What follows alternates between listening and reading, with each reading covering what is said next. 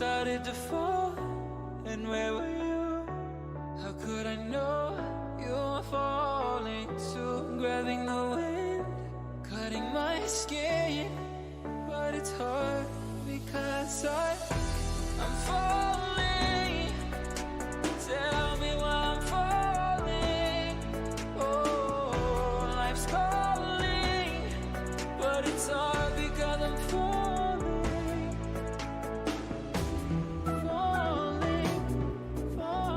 All right, what is going on, everybody? Welcome back to week number 5. It's kind of crazy. We're getting to the halfway point. Actually, this after this match, we will be at the halfway point of season 7, which is kind of insane. Things have been going quick. Things have been going fast, and we have something else going quick and fast. We've got the Player of the Week reveal with the one and only Merely Mental. How you doing, Merely? I'm doing pretty good. That could have been a different joke if we were on Nemesis After Dark, but we love taking it away. Quick and fast player of the week. Here we go. Edition. You love it. Let's get into it. Yeah, and you've got us first, really, with the Titan Player of the Week. What can you tell us about the people contending and then the winner? So, Titan player of the week. A lot of the names you would expect. You got Luca up here. Insanity. Bluey. Even see Bubs is in the run there. Got Mitch, your guy out here, Goff on there. A lot of good deserving names, but the one who ended up getting it was Duckworth on Nebula. We're actually going to watch a little bit later on in the stream, so that'll be a pleasure to get to see the player of the week hopefully pop off once again. But definitely a deserving player here in Titan. So that was another one. That's his second Player of the Week award this season. So congratulations to Duckworth. He won in week 1. Luca won in weeks 2 and 3, and Duckworth is back with a vengeance in week 4. So definitely gonna be looking out for him on stream. Is that gonna be a banger matchup? Me and Merely will be back for that one at 8:45. Should be a good one. Vanguard versus Nebula. So congrats to Duckworth on taking that one home. And let's move right along into Rival now, where we have a lot of great contenders once again. Shout out to Larry there, who absolutely popped off score-wise. Tried his best to carry his team there. Wasn't quite meant to be. We saw him on stream a little bit. He's up there. Let's see. Mayo is up there. Crafty Damas. iTrash Crippist is on there. Young Ned, Chrissy also making their ways as honorable mentions. And good performance all around. But the winner for Player of the Week for week number 4 is going to go to Crafty Damas from Blaze. Man popped off merely. He had 2.25 goals per game this week, which is insane. Yeah, he definitely took the reins on shooting. You could see there 2.25 goals, only 0.38 assists. But you don't need to assist anyone when you could shoot the ball that well yourself. Also getting over 1 save per game there. A little bit of a demo monster as well. All around some solid stats, and not to mention no slouch with 520 average score per game. Absolutely popped off this week. Yeah, definitely so. And why don't you take it away again, Merely, for our league, the Challenger League. A lot of interesting contenders in this one. Yeah, there definitely was, and we may have come a little bit close. Almost got the player of the week myself, but it was not meant to be this time. And in other close runner-ups, I see a few recognizable names there. Isaac coming in with a lot of goals per game. Chiefs was up there. Vokes even, the former rival. Kovalchuk was in the running after he subbed in with us.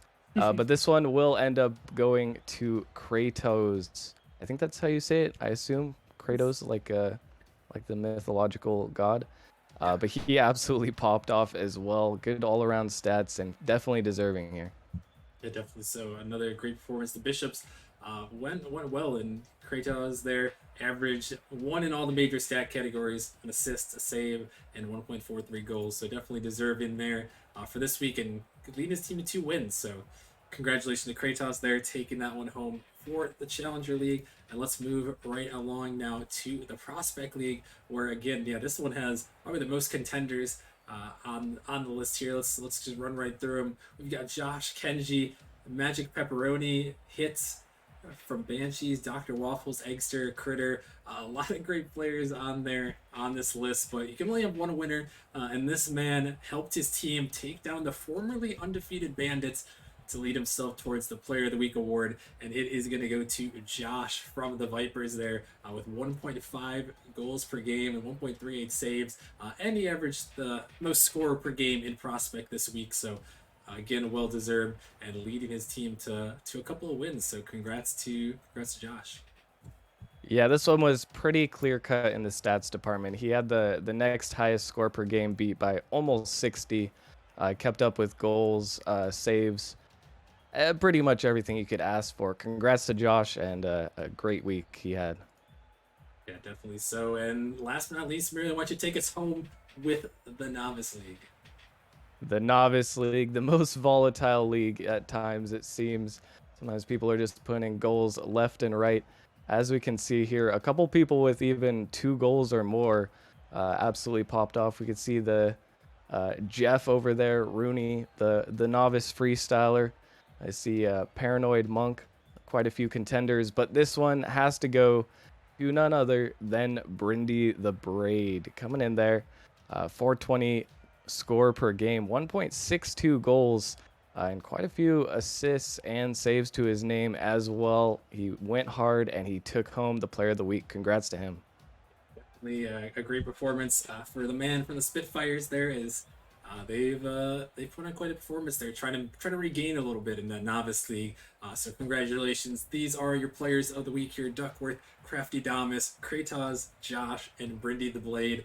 Big congratulations to them. And that's going to do it for our Player of the Week segment. But we have our first matchup of the night coming your way. We have Bishops taking on Race. It should be a good one. Both teams 5-3. Should be excited one. We have Bagels and Jaegers up in the booth.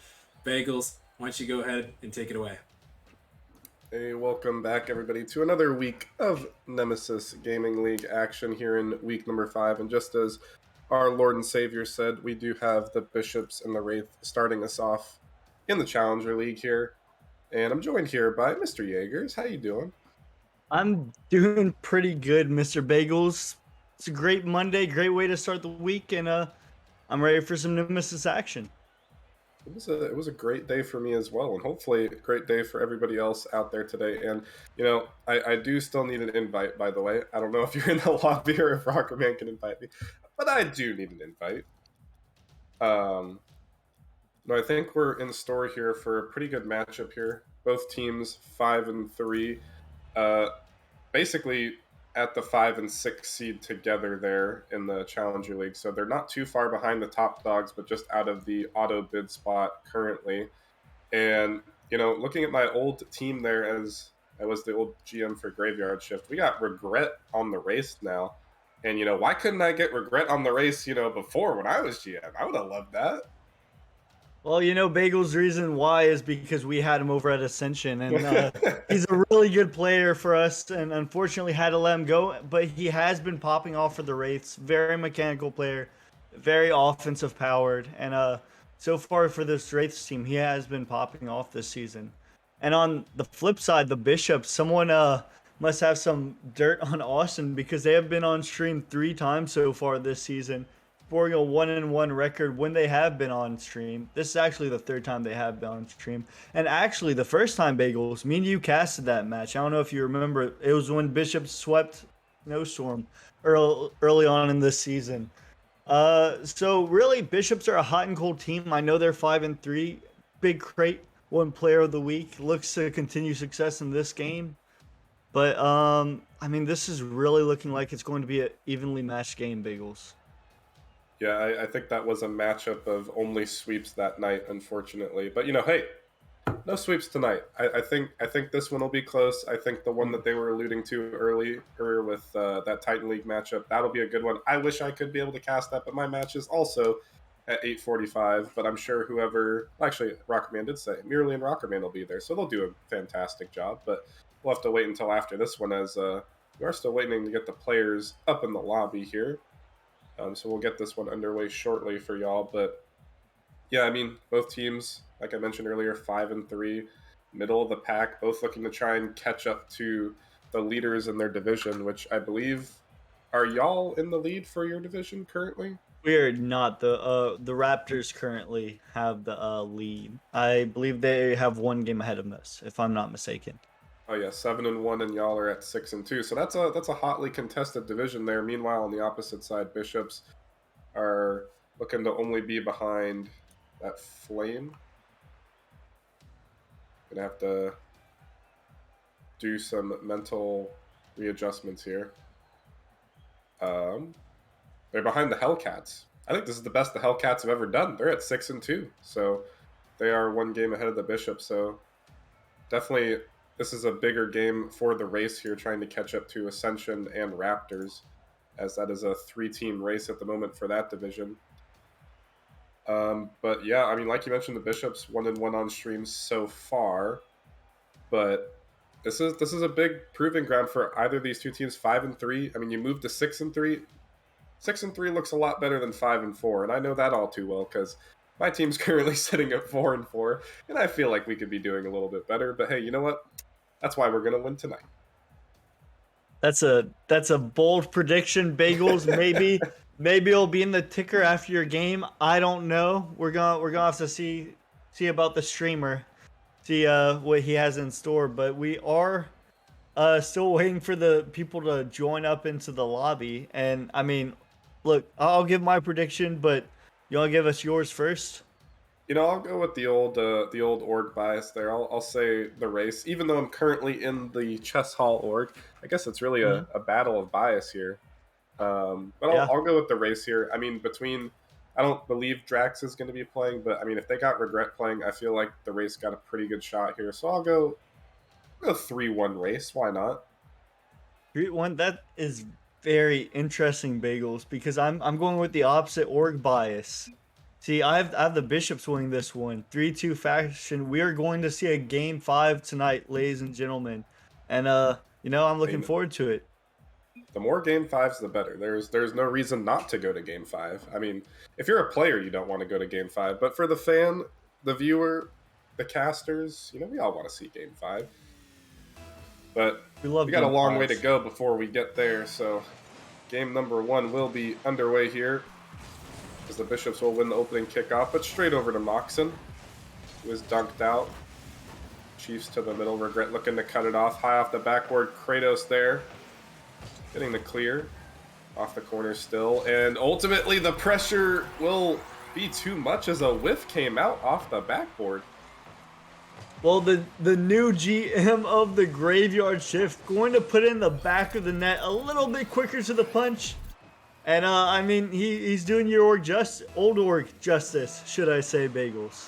I can't say the name Jarhead is as iconic as the name Cooking Bagels, but, we'll have to see how his legacy starts to cement over the next few seasons. But quickly off the kickoff, dangerous for the race, and they will get counterattacked just off the kickoff.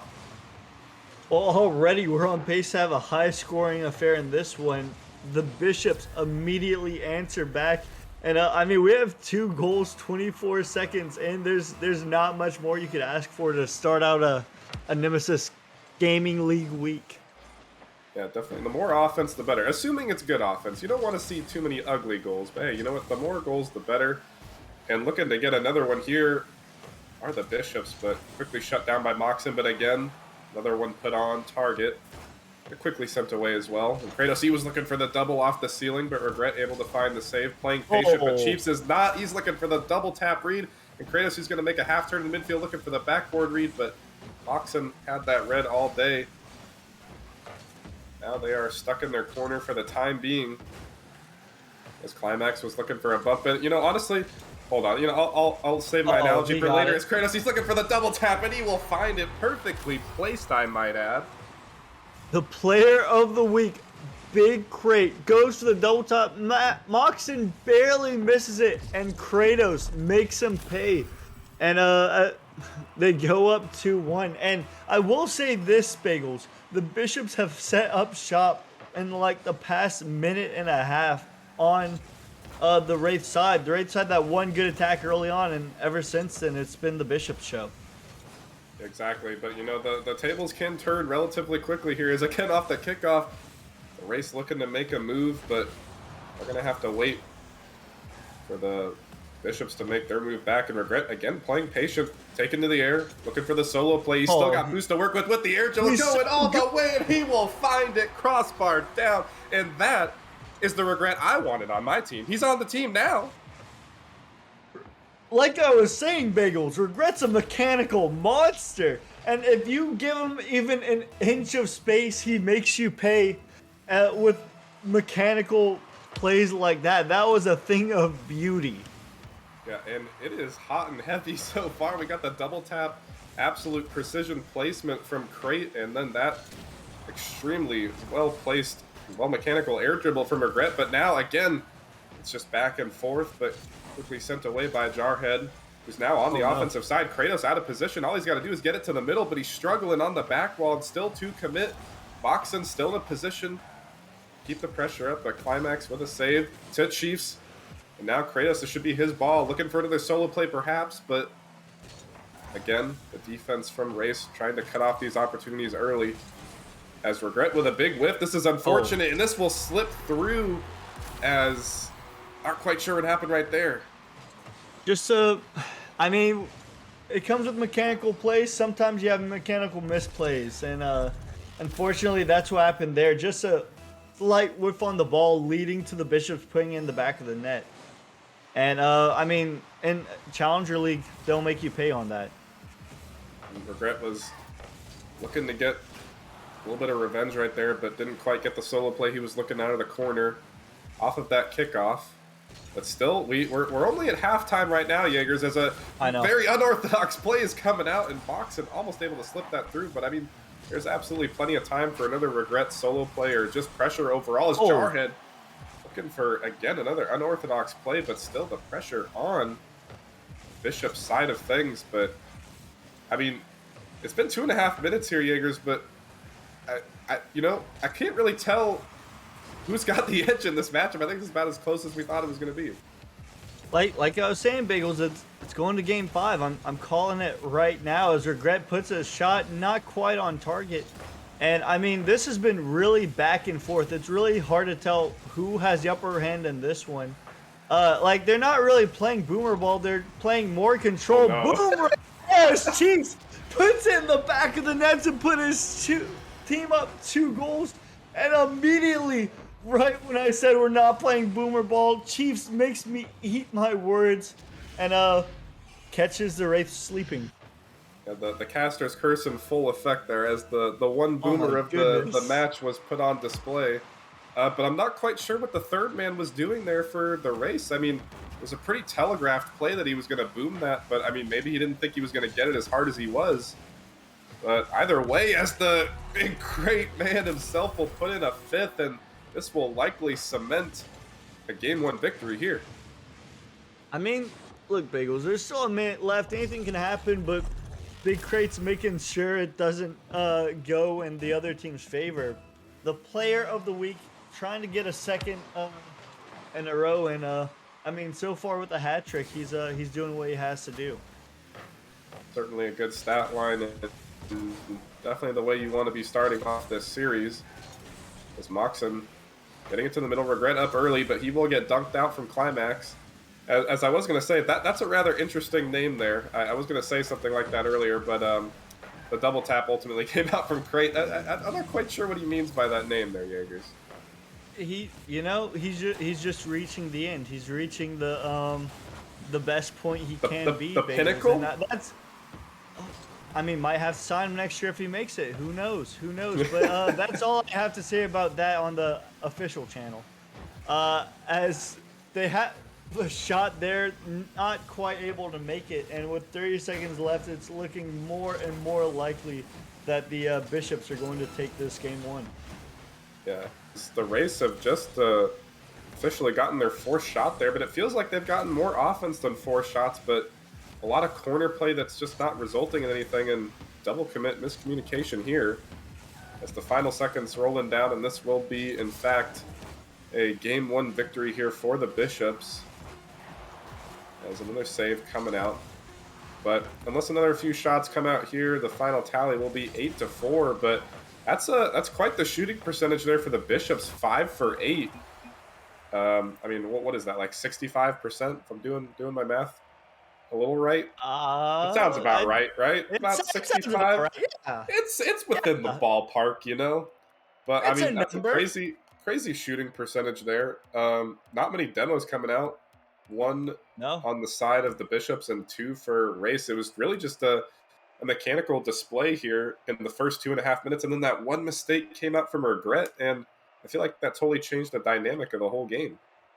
Oh, absolutely. It opened up a hole, and the Bishops were able to keep taking advantage of it. I guess the Wraiths just maybe second guess themselves, maybe um just realized that they might lose that game one, got in their heads a little bit, and the Bishops capitalized. And they looked really good with the rest of that game. But let's see if the Wraiths can bounce back in this game number two. Yeah, I'm looking for some more Regret action here, but additionally, I need to see some Moxon and Jarhead working their way out of defense together. And I mean, really, Bishops kind of had the whole package. They were working out of their way to defense together. A lot of infield passes that were working into those boomer clears, and then even the solo big clears themselves. So really, Race, they got to step their whole game up, even though it was a close game in the first few minutes. But they got to find the ice to maintain that over the long haul. As here's Kratos getting his way past two. Solid 50, but Jarhead will send that off to the side. But I mean, have you played against either of these two teams here yet, Jaegers? Yeah, no, we have. We played the Wraiths. We beat them 3-2, I believe, but we haven't played the Bishops yet. The Wraiths played really well, except they did have a few unfortunate own goals that went our way, and we were able to capitalize off that. I mean, anytime there's an own goal, you take it, because goals in Challenger are hard enough to come by. Except in this game one we just witnessed.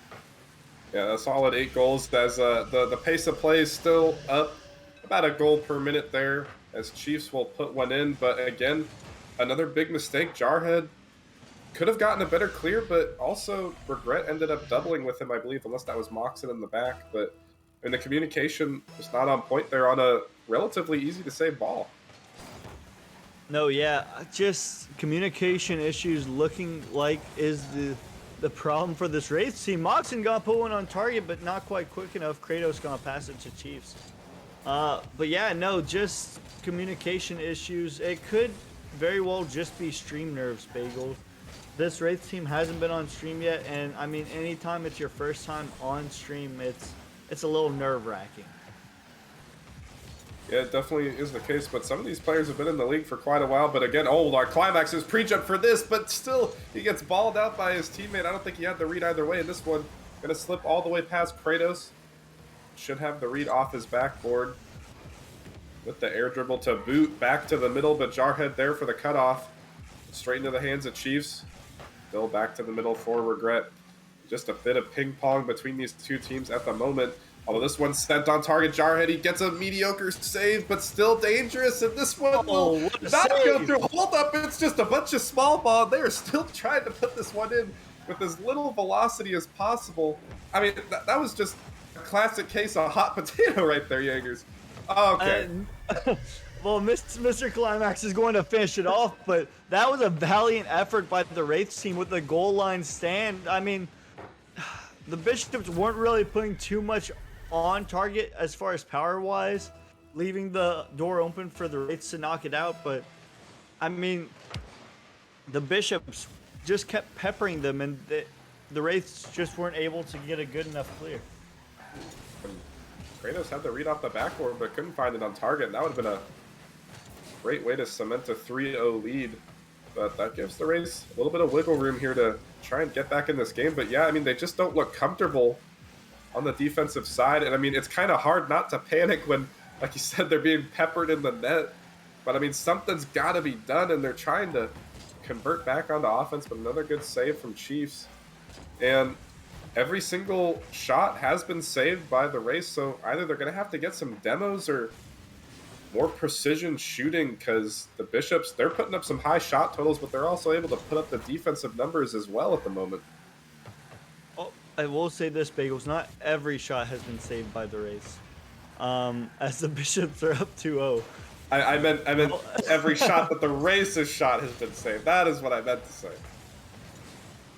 But I mean, the Wraiths just need to get a little more. I guess the word is. I'm trying to think of the word, can't think of it. Creative with their shots. They need to go for demos, go for flip resets, because if they just keep shooting at the back of the net, the Bishops have it covered. And they could have a shot right here as Mr. Climax puts one on target, but Moxon able to put it away. I want to see more demo plays from the Wraiths. I want to see more aerials. They played really well in the first 2 minutes of that game one whenever they were slamming the ball off the backboard.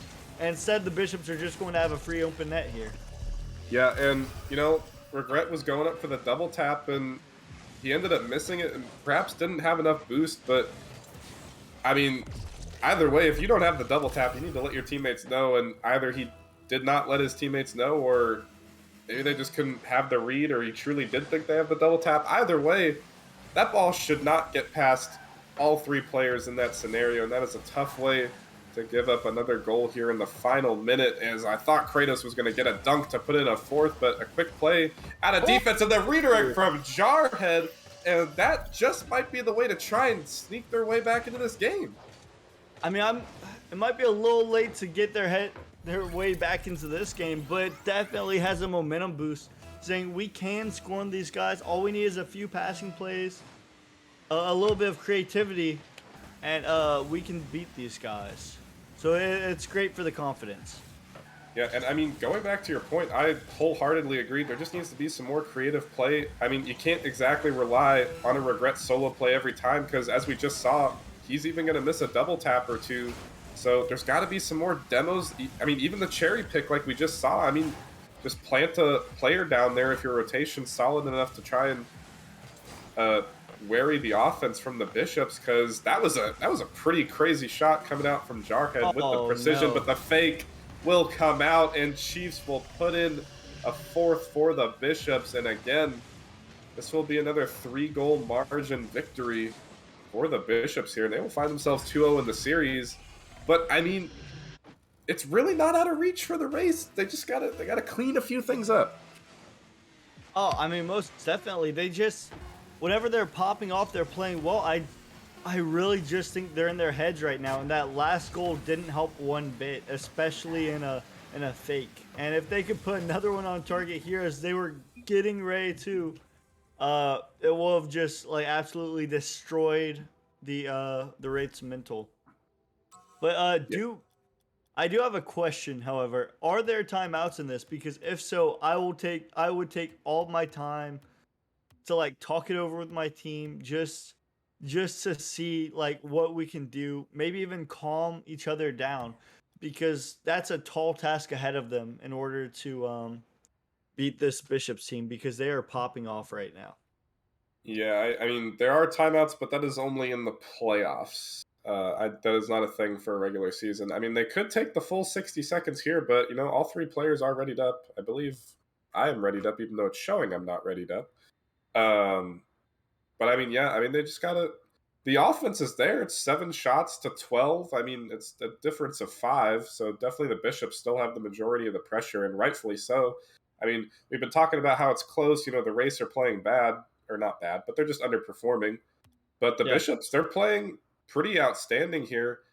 Definitely much more of a team effort here in game number 2. Not quite exactly the carry that was Kratos there in game number 1.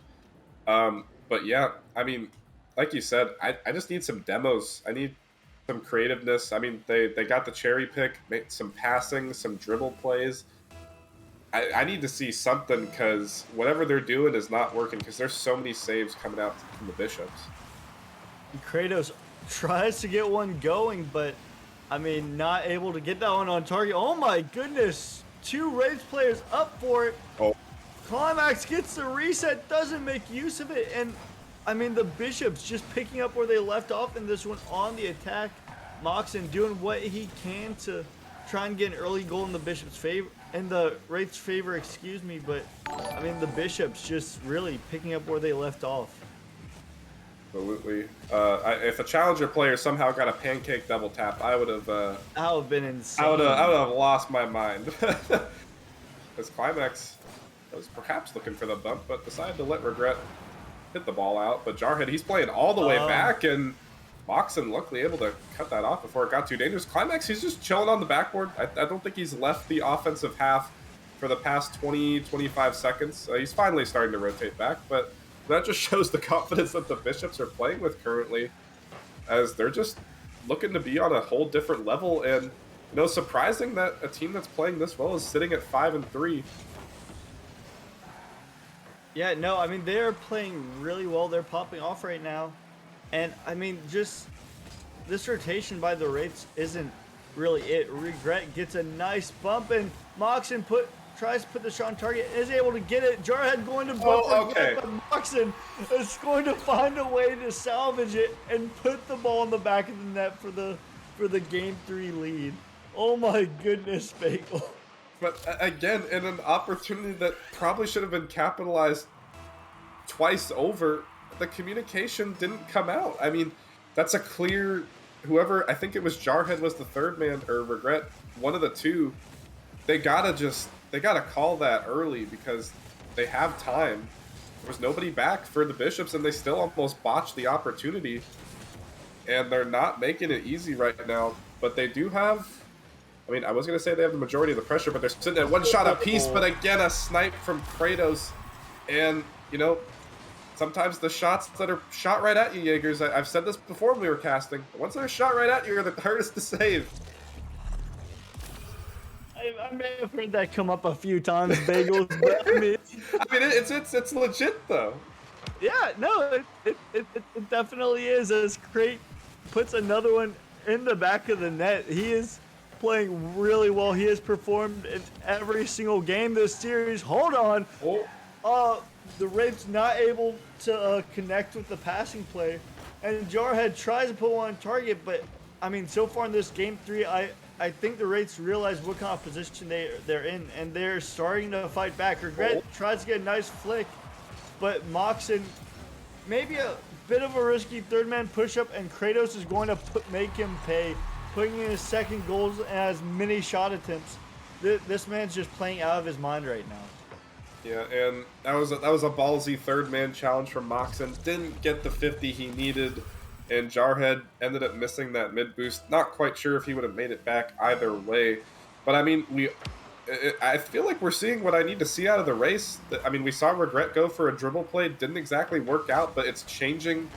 They're getting different looks at the Bishop's net, and they're working their way out of defense together. We saw a few passes. Moxon almost able to get that pre-flip on the net. So I feel like they're making the adjustments, but again, the Bishops are just playing so well, but the snipe goes bottom under for Regret, and they will tie it up. Regret's an absolute sniper, catches Mr. Climax slacking on the backboard, and he ties up this game. He is where his team needs him to be right now.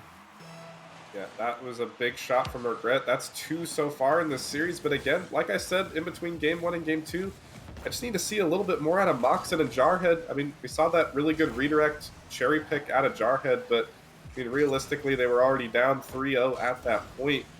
Not really a garbage time goal, but a goal that didn't really give them anything, as there was only 40 seconds left in game number 2. But Regret, he's looking for another, and Jarhead, he's still loitering on the goal line.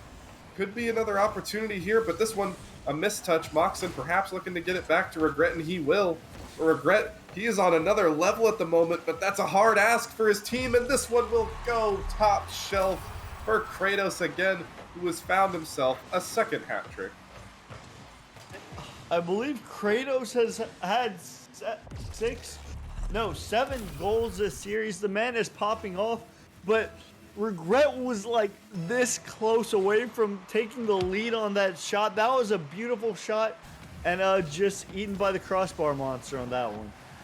Yeah, I mean that was a pre-jump too, so he almost found the nutty shot right there. But a demo comes out in the backfield, and Moxon getting the clear to the corner. His team desperately needed to try and stay in this match, try and stay in this series, and Moxon, he gets the fake past one, but he's got no to put it in, and he gets demoed both teammates were looking for demos of their own. Just a little bit more boost, but Regret keeping it in. Mox and third man not wanting to make a risky push this time, but he... Oh, no. Oh, I'm lagging out, and the ball will go in. I'm not quite sure what happened because I was lagging, and that is an unfortunate way. I thought he was in position, but he could have had the read. He just didn't find it. Oh my goodness. Kratos is absolutely popping off right now. And this could be it for the Wraiths if they don't find a quick goal in this one, because I don't know. The Bishops are just playing better right now. Yeah, and this is almost a picture-perfect replica of game number 1. It was 2-2, halftime passed, and then a unfortunate goal goes through, and it just might be 5-2, and it is an exact replica of game number 1, and Kratos is sitting at 5 goals. I believe you said he had 7 earlier, so that's 9. That's 9 goals in 3 games. Oh my!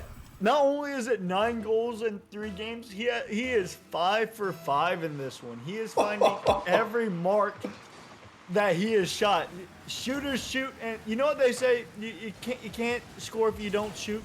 Well, my man is shooting right now, and Chiefs, one shot of his own gonna put it in the back of the net also. It is, you know, we were talking about the 5 for 8 shooting accuracy. This is 6 for 6. They are sitting at a solid 100 right there. And I mean, at this point, it's just been so many quick goals for the race. They got 30 seconds. This will unfortunately be a sweep here. But I mean, game 1, game 3, Jaegers, they were so close. They were within reach, and then one little mistake happened, and then it just was like a tidal wave collapsing on the race for some reason, some way. No, it's they just got in their heads, Bagels, and like once you get in your head, it's really hard to get out. Like, get your mental right. But I mean, this Bishops team is playing on an unprecedented level. They are popping off right now. 6 for 6 shooting is ridiculous. Like, yeah, it's just ridiculous. I mean, the shooting accuracy in general, I mean, I don't exactly have the numbers from game 2 there. I don't remember. But if it was 5 for 8 and 6 for 6 from game 1 to game 3, I mean, most likely game 2 was a stellar shooting percentage as well. So, I mean, that just might be the best shooting percentage I've ever seen in a Nemesis series ever. As Brockerman is perhaps asking for an interview. I don't know. That's up to you, big dog. But I mean, really, Jaegers, I feel like this was a series that Race could have totally been competitive in, but they had to rely too much on regret. And there's only so many times you could be a pop-off player when you're trying to carry your other 2 teammates. I just needed to see more out of Moxon and Jarhead. I needed to see some more shooting. I don't think we saw any demos even after we were asking for them to do more demos. It just wasn't enough. On top of the fact that Kratos was just a beast. Oh no, like, yeah, no, Kratos is a monster. But I mean, like, regret was popping off. You know, it's just like they just didn't play well as a team.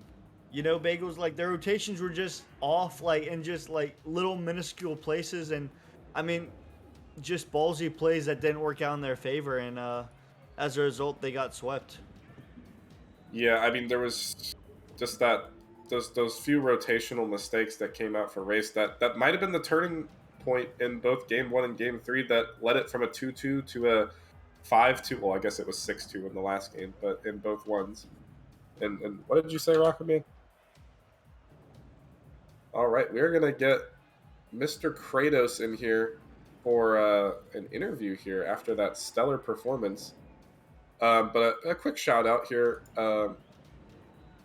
for Rockerman, 26 months, and my teammate Goff for the 22 months, who I will be talking to in a few short minutes. We will get an interview here for this man very shortly. And here he is. Kratos, how you doing, my guy? Doing good, doing good. Well, that was a short response. I was expecting a little bit more hype. I don't know, bro. I mean, do you know what you just did? Yeah. I You went just 5 for 5 in game 3.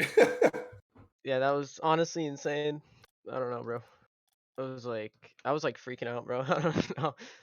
I was like, I mean, it all started with that huge double tap you had in game 1 where you slotted that on the right side.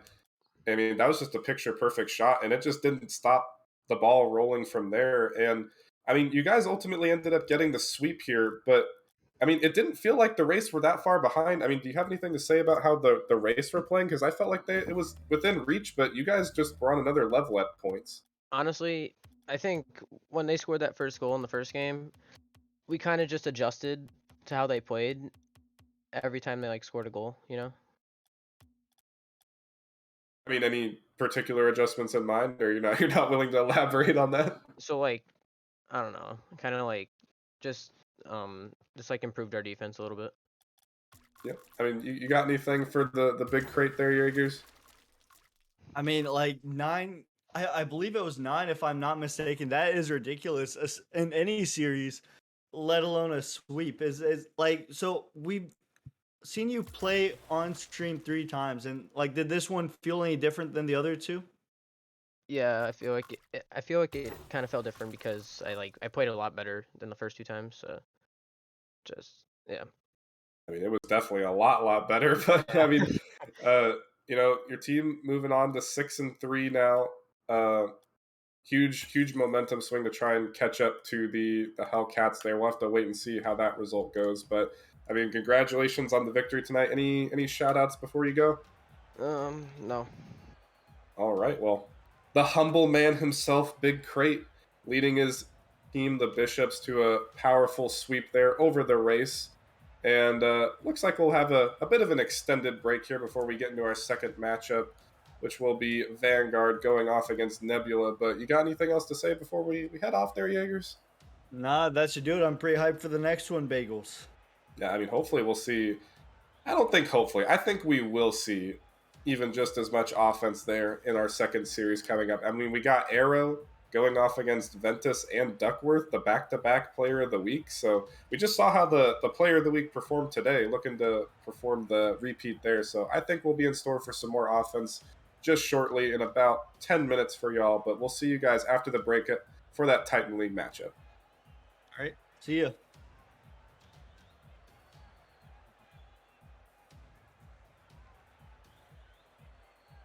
Sweet.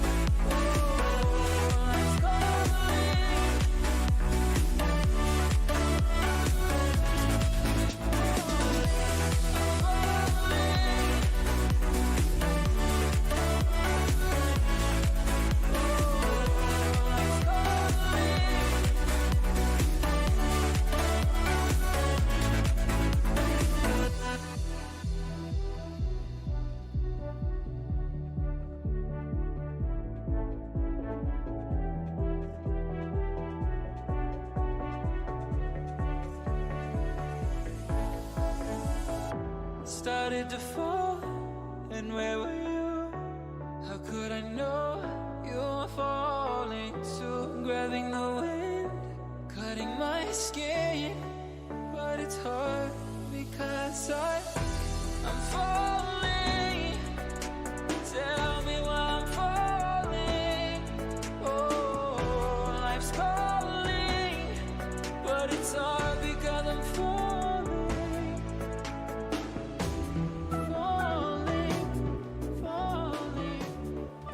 What is going on, everybody? Welcome back. We're here with another week of action. Already got kicked off, unfortunately, with a sweep for the first one. But this one I don't expect to be a sweep. Either way, we've got another good matchup in front of us, and I'm joined here by the man, the legend, the owner of this Discord server, and the one... never mind, not going to say that. But Keep on the down I am low. joined here by Austin, Rockerman. You know him by many names. How you doing? I'm doing great, weirdly. I mean, the last match, it didn't quite live up to the hype, but I can almost guarantee that this match will live up to the hype. We have Nebula 6-2 versus Vanguard 7-1. And oh boy, this is one of those ones you like see on the schedule. You just like circle that in your calendar because you got two of the top three teams in the tight league going at it in the regular season. And I mean, they're both coming in here. Vanguard on a 6-match win streak, and Nebula on a 4-match win streak. So they're coming in playing hot, and it should be a very exciting series. I definitely agree, and I hope it does live up to the hype. A lot riding on this for both teams, sitting at third and second best roster, just barely. Nebula behind Vanguard there. Nebula at 6-2, Vanguard at 7-1, and Krakens are the only team above them at 8-0. Obviously, they've been dominating so far, but these teams have not been slouches at all. And with what we've seen so far from them, I expect a lot. What can you tell us a little bit about these players on each of these teams, Rockerman? Yeah, there are quite a few different players who've got some with some long storied careers in Nemesis, others with not as many. The matchup I'm looking forward to. Let's go through the roster first before I get to that. We got Duckworth, Denzi, Ventus, and Christian for Nebula, and then we have Arrow, Zera, Almost Magic Mike, and Tomer for Vanguard. So those are the guys on both the teams. Obviously, a couple of them are new this season. Duckworth, this is his first season in Nemesis. I believe also Zera, this is his first season in Nemesis as well. So two newbies on the pitch here, but the matchup I'm looking out for merely between these two teams, you got to look at Arrow. You got to look at Duckworth. I mean, Duckworth, he won Player of the Week in week 1. He won it in week 4 this last week. And he's been going crazy so far. He leads the Titan League in assists per game with 0.95, and he's second in goals per game. And you know who he's second behind merely? He's right behind Arrow in goals per game, and Arrow has 1.68, so we could be seeing a slugfest for sure between those two guys, and those are the two that I'm really looking out for. Yeah, and I'm definitely going to be watching both of those players as well. You know that we're probably going to have a bit of a spree, or maybe an immovable object meeting an unstoppable force, as these two are just absolute monsters on the pitch. But I think we have everyone joined up here. Hard to tell because the spectating is absolutely broken. But before we get into this one, Rocker Man, I gotta throw it to you. Who do you have taking this prediction? I know it's not easy. Yeah, this is the tough one here. Man, I honestly don't know. I think it could really go either way. I mean, Vanguard, they have been hot. I'd like to lean that way, but I just have a feeling that like Duckworth is absolutely going to peak in this game. I just got a feeling with the way he's played and it's seeming like he's one of the best players in Titan League. I don't know. I'm leaning towards Vanguard as a team, but I think we'll see some amazing things from Duckworth that'll kind of keep Nebula in this game and set us up for potentially a crazy matchup. Yeah, this one almost feels like it could be a coin flip. You have to feel whoever can get out first, generate the momentum, will definitely be able to gain an advantage. But we are starting up here now. Game 1 off the bat, and Arrow already coming through. This guy is an extremely mechanical player. We see it all the time, but that's not a very mechanical play from Zera the Third there, as Ventus going to get a bit of a freebie to start off. Yeah, Zeri, I think he was trying to take that one up, and he just got a little bit too high on the ball and actually sent it low. So yeah, tough way for that one to start for Vanguard. You wanna get things going, especially on a stream game against one of the teams you're fighting for that top spot. As Nebula is almost coming back for another one. And that was a little bit close already off the second kickoff, but seems like a little bit of time might be required for Vanguard to find their footing. So they look a little bit awkward here in the start, although that's a great pass from Magic Mike, almost finding its way. A necessary double commit on the save. And for now, Nebula will avoid getting scored on. The ball sent back. I gotta say, too, I do love the car that almost Magic Mike is using as another one goes in. And a little bit of weakness here from Vanguard's side as Ventus gets his second of the game. Yeah, Duckworth throws this one off the backboard, and it's Zera who can't quite make the touch. And yeah, we talk about Arrow, we talk about Duckworth. It seems like it's going to be a show fest, but I mean, Ventus, he's been around in Nemesis as well for a long time. He's a 4-time All-Star in Nemesis, and he's been here since Season 1, and he's got an MVP to his name in that Season 1, and Merely, all too well from last season, he won his second championship against you guys in the Grand Finals. I don't know what you're talking about. I've never heard of that series. Yeah. I just joined Nemesis yesterday, so I wouldn't know anything about that. Oh my, what is happening here? Some Titan level lowlights coming out on the pitch as, Vanguard, I guess, felt bad. They wanted to give one back real quick. That's one of those ones where we like to make fun of the novice moment emote. That's definitely one where you can spam in the chat because you're not going to see that happen. I guarantee you are not going to see that happen again from Duckworth. Just a little bit of a misread. The ball goes by. Almost Magic Mike, who's also been in Nemesis for, I believe, since Season 3. Putting a goal in and a huge demo attempt and the double tap. There is Arrow. He is mechanical and he is scoring here to tie this ball game up already. 4 goals in just over a minute. And as soon as you see Arrow get that first touch, he's putting it on target. You just know that one's headed towards the net. The only question is if the defender will be able to get there. And in this case, the removal of the defender, a brilliant play on the demo there to open things up for Arrow to get a nice quick goal. And they might get another one here as that one's going to barely go in off the defender. And we are seeing a huge fist fight here. Not the cleanest one, though.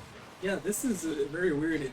Really, I have to wonder with these two teams. I haven't seen too much of them play, but something just tells me that these two teams are all offense and no defense, and their entire strategy is to just score more goals than the other team with 5 goals already, and a little bit of a suspicious time on defense. I have a feeling that these two teams just go all offense, and that's how they probably won a lot of their games. I'm not sure. Well, we know on each of these teams they have the second and first most goals per game in Duckworth and Arrow. I'm not sure where they sit in the saves department, but something tells me not quite as high with this performance here so far, excuse me. But if they can kind of clean up this defense and figure out how to stop the other's offense, that's what this entire series might come down to. You can tell both obviously have huge potential to score goals, and Zera on the backboard here, hunting for another demo, gets it through. Arrow going to be able to push it past one, and once again, the defense can't get back in time. Yeah, Arrow. You see Zara just hunting Duckworth, and Duckworth he gets a touch. He finds the save. I believe it's his 5th, but just too much muscle from Arrow to put that one home. And again, Arrow and Duckworth seeming to be those guys that we got to watch out for.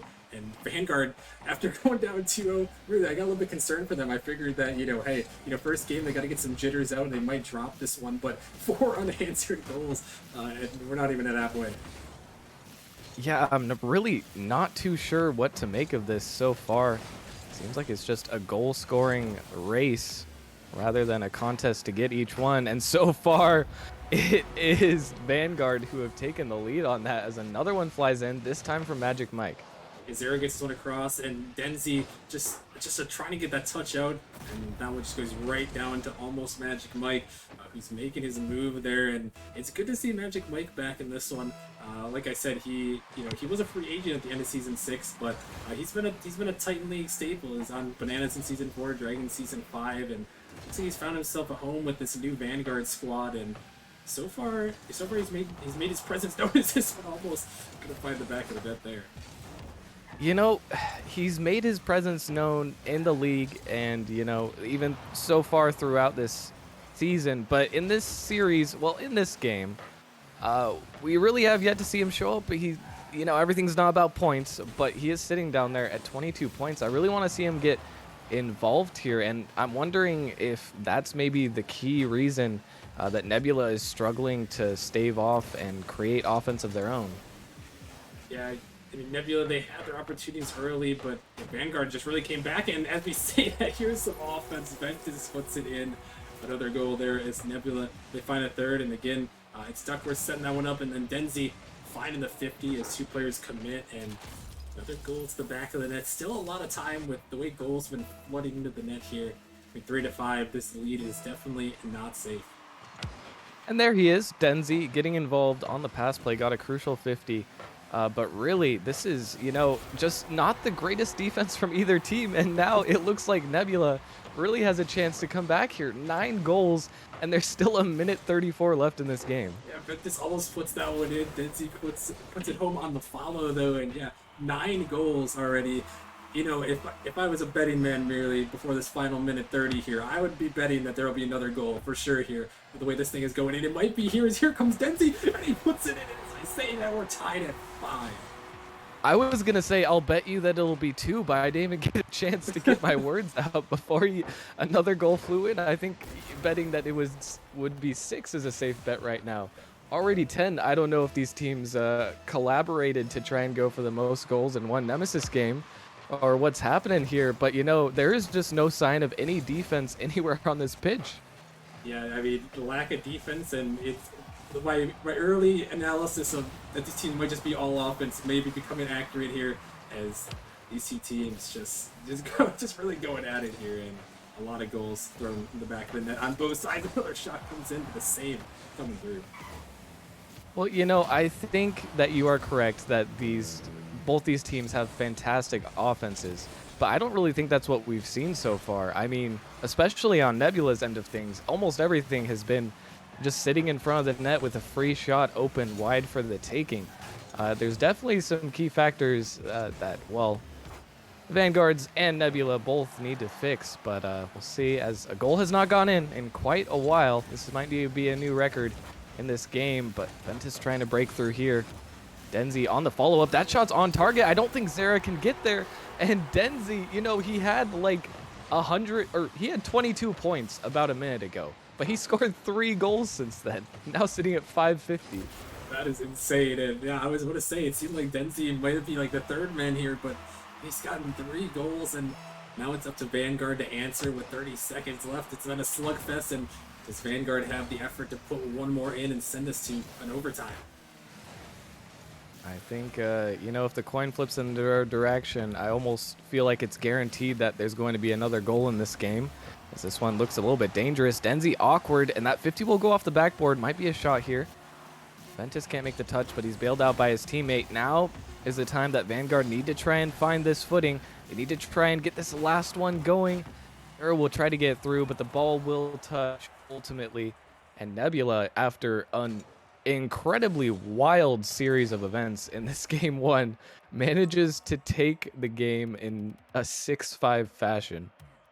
That was an insane tournament. I mean, Nebula, they go up 2-0. Vanguard go up. They got to 4-2, and then Nebula comes back. It's all tied at 5. Then Nebula takes the lead. I mean, oh my goodness. I mean, that is a roller coaster event, and it's all the scoring there. You see Ventus and Denzi putting the scoring on Nebula's side, and then Arrow and Almost Magic Mike putting the scoring for Vanguard, and Duckworth, he comes out with 5 saves there on his end. So he didn't put the goals in. He may have been the second leading scorer merely in the tight league so far, but he got the saves in this one, and now we head into game number 2. I mean, it worked. It got him the victory. And you know, I was saying the defense all around wasn't great, but Nebula really fixed their problems at the end there. They were down 5-2, and they managed to somehow come back from that, not only putting in goals, but keeping all of the rest of the goals out of their net, even when there were a lot of threats from Vanguard, and that's really what they're going to need to do. I'm curious, Rockerman, what you think Vanguard needs to switch up here. I mean, obviously they have the mechanics and the offense, but what can they do to try and minimize these mistakes that they're making? Yeah, you know, Mirna, I think as we head into this game too, you got to be solid. You got to communicate, and you know, I just think they got to get the nerves down. I think a lot of the mistakes were nerves, and you know, I think both these teams are offensive, so I think there will be some defensive lapses, but communicate like Zera did right there, and they should have a good chance to try to get this one all tied up at 1 apiece. That was a good showing. Zera calling his teammate off the ball there, making sure that he was the one, as he knew he had the beat, knew he had good possession. Now we have to see how this team adapts, how they do under pressure, because that is the mark of a really good team, especially at the Titan League level. Denzi trying to get this touch to the backboard. Gets it as far as Zera, who gets another crucial touch, but that one almost dangerous. Magic will be able to clear the ball. But another awkward spot, and Zera trying to get the squishy save, won't be able to. Still some offense mounting for Vanguard as they're trying to break out of their half. They finally achieved it, and now a dangerous position for Nebula, as almost an opportunity there. So far, a minute's gone by, and we haven't seen a single goal. The tide may be turning, although Zera trying to get that one through. Not quite able to make it happen, but, you know, so far it does look like a lot of the mistakes on defense have been cleaned up here. Yeah, I mean, merely we had 5 goals in the first minute in the last game, or nearly first minute of the last game, and this time we got 0 from both teams. So, I mean, hey, I think they've sorted things out, and I actually enjoy that a lot better. As much as some people like to see a lot of goals getting thrown in the net, usually that means there's a lot of sloppy Rocket League, a lot of sloppy defense, but I'm a man that likes, I would love to see a 0-0 overtime, a lot more intense, and these two teams are locking it down on the defense. As the demo comes out, the nice clear goes away. You know, if we see a 0-0 overtime game and then like a 5-0 shutout, my bingo card will almost be filled out. But until then, another goal might be about to go in, and we won't get the 0-0 shutout, as Vanguard this time are the first to strike. Yeah, Almost Magic Mike just coming in. Denzi and Duckworth just both kind of stuck there awkwardly, and Ventus, he can't get to that one, and that's a perfectly placed shot there from Almost Magic Mike. Knowing where the defenders are, it was sniping in with power there and giving the Vanguard the lead here. And we'll see if they are going to add to it, or maybe it's one of these games where both teams are just going to hold on and keep things close all the way through. Definitely seems that both teams are playing much more passively so far, trying to avoid getting scored on 5 times or more, which I think is a smart strategy. True. But it's also leading to not as many goals being scored for either team, and Nebula here definitely would like to see some numbers on the board. Ventus trying to get this one middle, but a huge demo for Magic Mike. Even though he wasn't shooting yet, great way to remove one offender. This ball actually going to be left alone. Zera barely gets the beat. It's sent right over to Denzi. Arrow's going to have to make a tough save, and he can't make it. Ventus going for the clip. Won't quite reach it there. But the offense is still mounting from Nebula. The longer they push, the more likely they are to get a goal. There's a nice clear. Zera going to have to try to control this one, but he can't actually read it.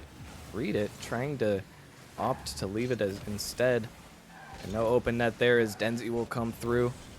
It seems like Nebula, you know, they're finding their way on offense, but now they're struggling to find ways to break through this Vanguard defense that has really consolidated and are getting much more aggressive. What do they have to do to try to break through here, Rockerman? Yeah, I think one of the reasons the Vanguard defense has been so effective is there's been a lot of demos. The demos have come through and they're basically shutting down the Nebula pressure. So step one for Nebula here for me is avoid these demos and maybe get a demo of your own, because you're getting cut out on offense and you can remove one of those defenders from the rotation. That is how you break down these good teams. Their rotations are always really solid, but you remove someone out of the way and, you know, like you saw, that's why Nebula hasn't scored, and that's, you know, that's one way you can break down Vanguard and need a goal of your own here to try to tie things up in game 2. Hard to disagree. And to me, it's impressive that even though Nebula is getting demoed very consistently, it's slowed down a tiny bit now. But even with getting demoed consistently for a while, they were still keeping up a lot of pressure. Just can't quite get through this Vanguard defense. It's a double commit, though. That could be dangerous for Nebula. Quick fast shot is on target. Zera trying to break through. Won't quite be able to get it. Now with 50 seconds left, Nebula has to try and make something happen here fast. They get a large clear. But Zera patiently waiting back and tries to get another touch. There might be something here for Nebula. That's not the play you want to see, though. That's another miss. This one might just be open, and Zera will come through. After being solid on defense, he finally gets his moment to score for himself. Yeah, Denzi tries to clear that one, and the ball just doesn't move on him. It's a fake ball there, and a tough one there for Nebula is couldn't quite get the clear, and good capitalization from Vanguard. And they're looking like they're going to be able to hold on here, barring anything crazy. Maybe Duckworth has something to say right here as he's going up with a flip reset, but almost Magic Mike shutting it down. And they really, I feel like they've held Duckworth nearly down in this game, which I feel like that's got to be one of the keys here. Is, you know, when you can hold someone down who's a 2K FMR player, you know, that can be a good strategy, and you know, it's worked so far. As it looks like they're going to be able to hold on here in the final seconds of this one, barring anything crazy from Ventus. Is that ball's not going to go in, and a good performance from Vanguard. Way to bounce back and tie the series up. Yeah, you know, if this was game 1, I'd say there might still be some possible way that 2 goals fly in on 0 seconds. But this game 2 performance from Vanguard has been pristine. They've made it look easy as they just kept everything out of their net, even with some very threatening plays from Nebula popping up, dealt with them all effectively, and really just didn't let them have anything. Nebula's going to have to get a little bit more creative if they want to get through this one, and I'm wondering, who are you looking to make that happen? I know Duckworth is the 2K player he's expected to make, but if he's getting shut down, then who has to step up and try to create these opportunities here? Yeah, I mean, Duckworth, he's had his opportunities there. I don't know. I feel like Denzi really kind of stepped up in that last one merely, and, you know, kind of put in some good plays, and even Ventus too. I just think there's a little bit more to be had from both Denzi and Ventus. I mean, Duckworth, he's doing his things, but they're really shutting him down in the air and shutting him down on every occasion. So just gotta look for Denzi and Ventus to try to help him get some space. You know, create some offense, like we said, get some demos, let Duckworth get in the open field, and, you know, give your boys a shot here. And it does seem like they're not really that coordinated on offense. Even though they have the plays, they're not really finding each other that much. Not really finding the opportunities to pass to each other and create these extremely dangerous goals. But we'll have to see. Now the series tied up at 1-1 apiece. Might be another advantage here for Vanguard, but the ball is kept out of Nebula's net for now. It's already off the rip. Quite a few plays going their way. Arrow looking for the ceiling pinch there, couldn't quite find it. And now Denzi will attempt to pass to Ventus, who can get the beat. That one might just go in, and the bounce shot, after scoring for not an entire game in under 30 seconds, this is a good sign for Nebula. Yeah, definitely so. And you see Ventus, we talked about him and Denzi got to step up, and you see Ventus put it under the defender, perfectly placed, and giving his team the early lead, and that is a great start here in game 3. Absolutely. That's exactly what they need. Let's see if they can hold on to this lead just as well as Vanguard did in the last game. As Arrow getting a crucial touch out. Duckworth gonna try and make a play happen here, but another demo. These have really been key for Vanguard as they've been getting so many. Ventus with the ceiling pinch. Didn't have boost to go for a double. Looked like he definitely wanted to. Denzi will be able to get there, but Arrow recovers just in time. That was crucial to get that ball out. Ventus here trying to center it. Duckworth can get the shot, and it'll barely go through off the defender who barely tapped it in. Yeah, Ventus, he's going to get this touch here by the last one, and he finds the bump there, and, Zara just awkward enough. Duckworth, he just has to put it towards the net there, and it's going to find its way in, and now we're a minute in. Nebula, they start to find their offense after getting shut out in the last game, but Arrow, he's coming right back with the goal, and maybe we're looking back to game 1 merely as we got 3 goals, not a minute in yet.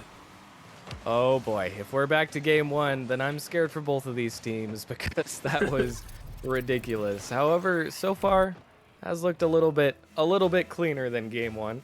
Only 2-1 in the first minute as opposed to 3-2. But still, plenty of opportunities, and we can tell this definitely has the potential to be another high-scoring game.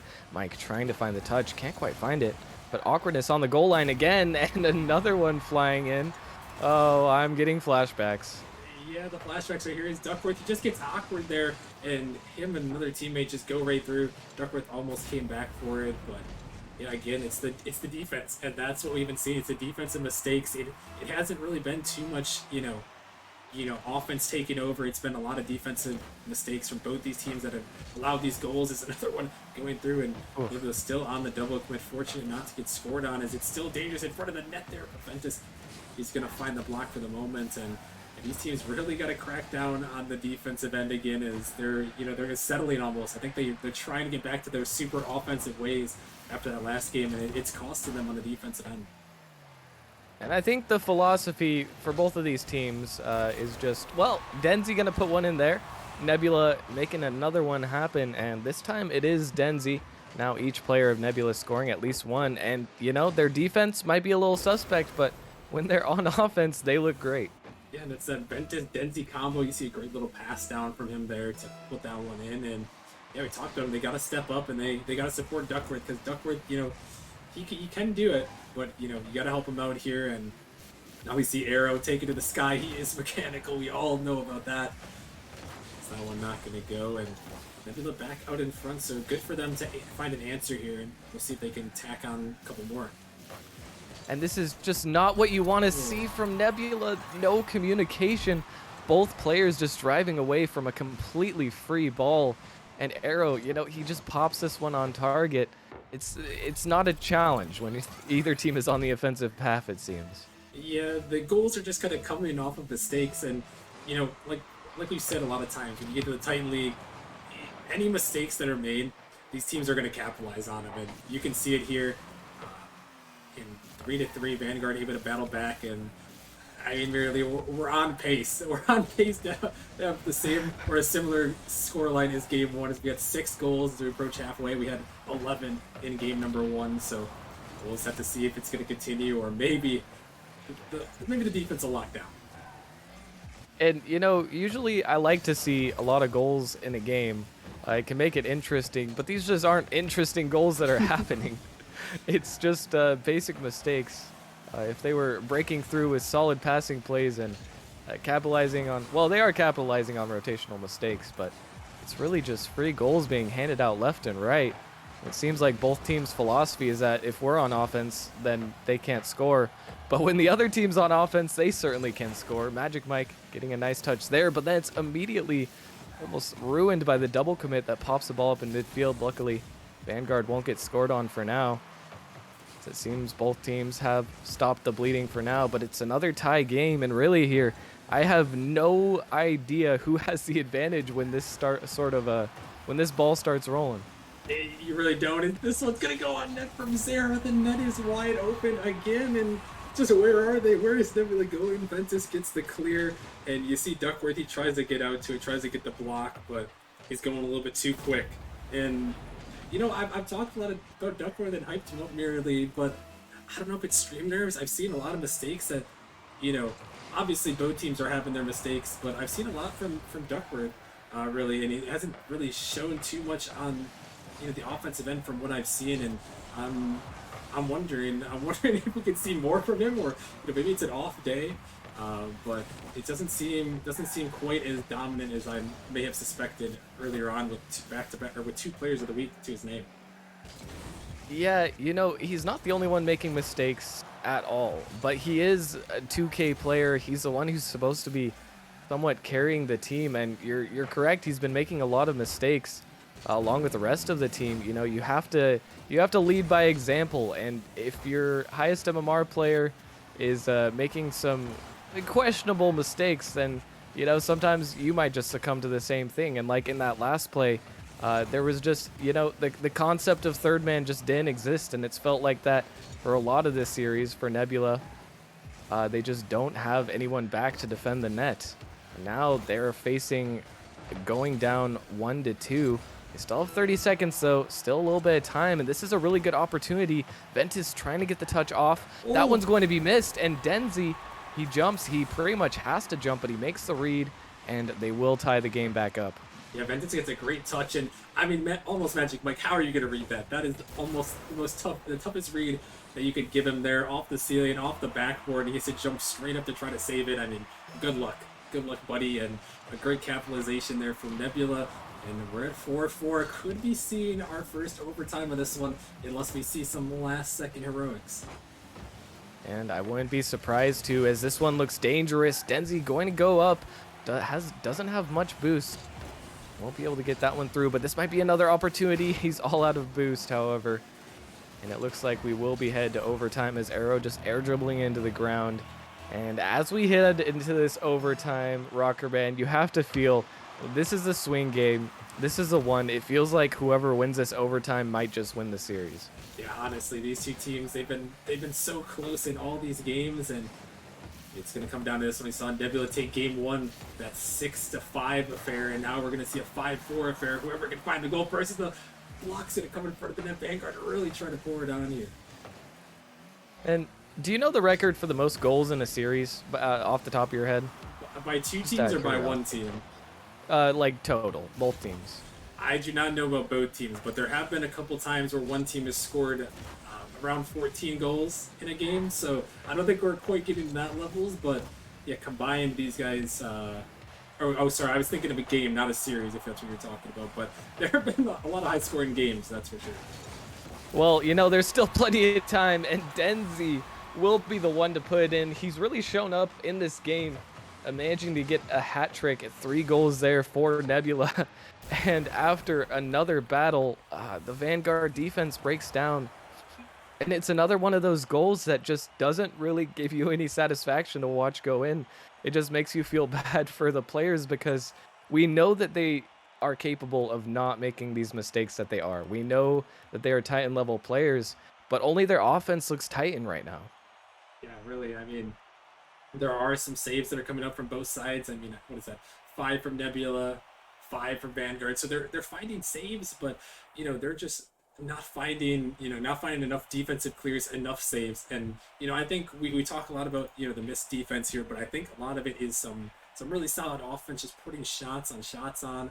And you see Vanguard, they were getting the demos out there in that one, 7-3 in their favor of demos. So you know, I think part of it's offense, part of it is obviously the defensive mistakes, and you know, now Vanguard, they find themselves again trying to come back here. I mean, Nebula, they won game 1 in a shootout there, and you know, we saw in game number 2, Vanguard had the shutout, and then Nebula won another shootout. So if the trend continues, we could see a Vanguard shutout. But you know, hey, who knows? I'm hoping for game 5, we'll see if Vanguard can bounce back. We'll have to wait and see. So far, this series has been like the wild, wild west with the amount of shots that are being fired. And it is a bloodbath so far. We'll have to see if the trend does continue or we get another game like game 2. It's Denzi. That's a huge cutoff there, and that's exactly what you want to see from Nebula. Cutting off those plays quickly as Duckworth trying to get through. It just barely hits the crossbar. An opportunity gone awry there for Nebula. Now dangerous on the other side of the pitch. Duckworth going to have to get there quickly, which he does do. The ball is sent right back. Dangerous situation as the ball flies into Nebula's half. A huge dunk, or a huge almost demo. Just a bump there. Nebula will survive. So far, though, it seems like both teams have figured out a little bit how to keep this ball out of their net. Some saves coming through, and other than the one opportunity for Nebula, no real opportunities being presented so far, although this is one. Duckworth makes a clutch touch, and it seems like things, knocking on wood, but it seems like things have calmed down a little bit in this game 4. the trend continues, merely high scoring game, low scoring game, high scoring game.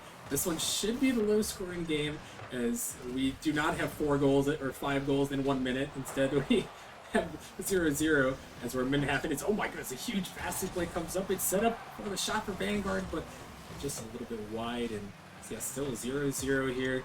It seems like both these teams understand Nebula knowing 1 goal could send them a series win, and Vanguard knowing they have to force a game 5. And I do hope we get to see that game 5 as Denzi here trying to put it in. He doesn't want to see game 5. But another offensive opportunity. Vanguard It's open! trying to get the ball in, and it's rolling in slowly. Denzi What? just barely makes the touch, but Magic Mike might have an opportunity. He has to leave it. He ran out of boost. And some close calls on either end of the pitch. But so far, both teams escape unscathed. For now, Arrow gets the flick past 1. That one bounces off the crossbar. And here's the defense that we want to see from Nebula, as they are managing to put up a defensive stand here. Ventus going to have to make a touch here. Gets it off to the side, but still a lot of pressure here as Zera had a wide open, well, not wide open. The net was not open, but he should have really been scoring that one. Tough position. Ball head to the other half. And with 2 minutes left now, things have definitely slowed down, but I feel like we're seeing both teams play a whole lot smarter here. And they really are, and really, I'm just baffled that that ball did not go in for Vanguard earlier, a couple of minutes ago. I mean, the net was wide open. They had 2-on-1 there. They're just passing it back and forth, and Arrow just sat there. I don't know what was going on, but Vanguard, they gave Nebula a chance here. It's still tied, and they may have given them the lead here. As there it goes all the way. Dempsey puts it home, and Nebula takes the lead here in Game 4. And now Nebula, after putting up an incredible performance on defense, keeping the ball out of their net for a couple of minutes, they will be rewarded with a goal of their own. Now, if you're Vanguard, you have to be feeling a little bit defeated. But there's still plenty of time, 1:47, to try and regain, try to tie it up, but also regain the advantage. But a mechanical mistake from Arrow there. Surely he meant to take control in the air there and get some sort of play. And now leaving the ball back, Ventus might be able to score this. This time he won't. But things looking a little bit awkward, and now it seems like Vanguard is already starting to get a little bit desperate, which is not what you want to see from them. They have plenty of time, but they have to use it wisely. Nebula, you know, in the past, they've just been handing out free goals. Maybe Vanguard got a little bit used to that, but now that they're having to work for it, they're not really finding much success at all.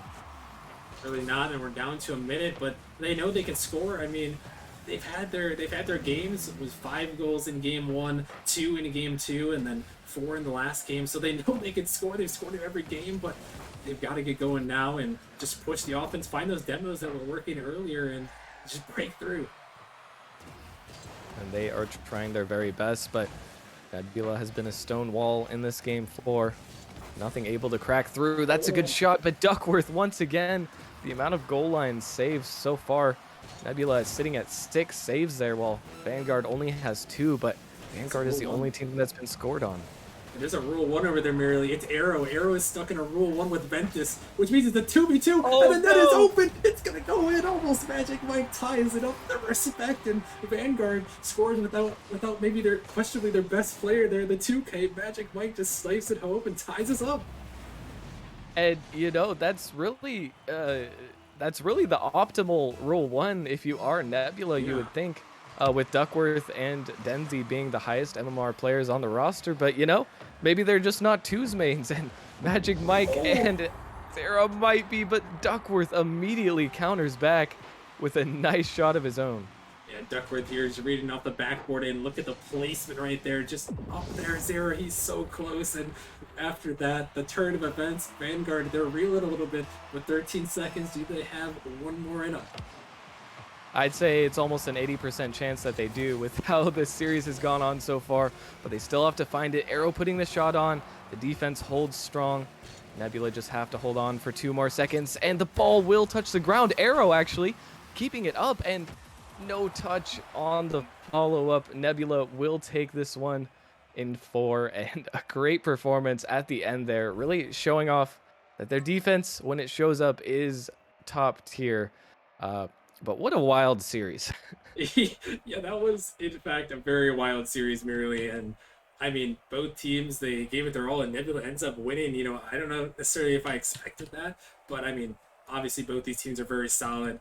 I mean, Denzi played great. I mean, I didn't know what to expect from Denzi really, and he kind of stepped up big, and I mean, just a huge win from Nebula to bring themselves to 7-2. Vanguard also going to drop to 7-2. But when you're hunting for the seeding here at the end of the season, this match could decide like who's gonna be one of these top seeds, and just a huge win for Nebula here to move on in their season. And they will tie up their record with Vanguard, giving Vanguard only their second loss of the season. But now both teams at 7-2. And after that series, Nebula just played a little bit smarter, a little bit better in more games. But it did really feel like a series that could have gone either way. At no point did I feel like Nebula really had full control of the series, even up until the last seconds of the fourth game. But they did hold strong once again. They managed to stave off the Vanguards and live to get the victory. So great job by them, and thanks again to both of these teams. I do look forward to seeing them in the future. They are both incredibly entertaining to watch, I have to say. Those offenses, I mean, who knows where you're going to take them? I guarantee you we're going to see those guys in the playoffs, and who knows, maybe we'll get some sort of rematch down the road in the playoffs. That would be exciting. But we'll definitely see them soon.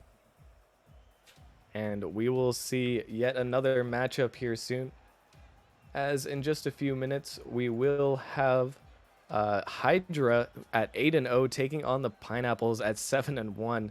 Another banger matchup, even better records than this one, as we're going to try and see who will pull ahead in the rival league for that one. You definitely won't want to miss it. But we'll be right back after a short break. Stick around, guys, and we'll see you soon.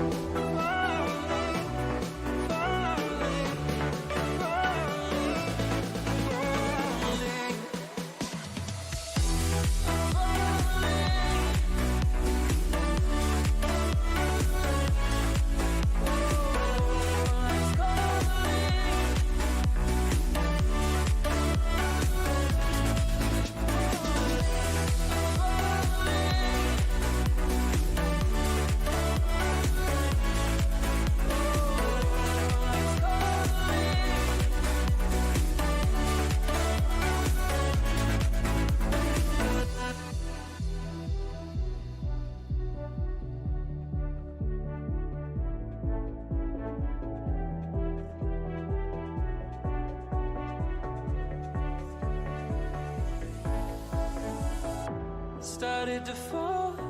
And where were you? How could I know you were falling too? Grabbing the wind, cutting my skin. But it's hard because I'm falling. Tell me why I'm falling. Oh, life's calling, but it's hard because I'm falling.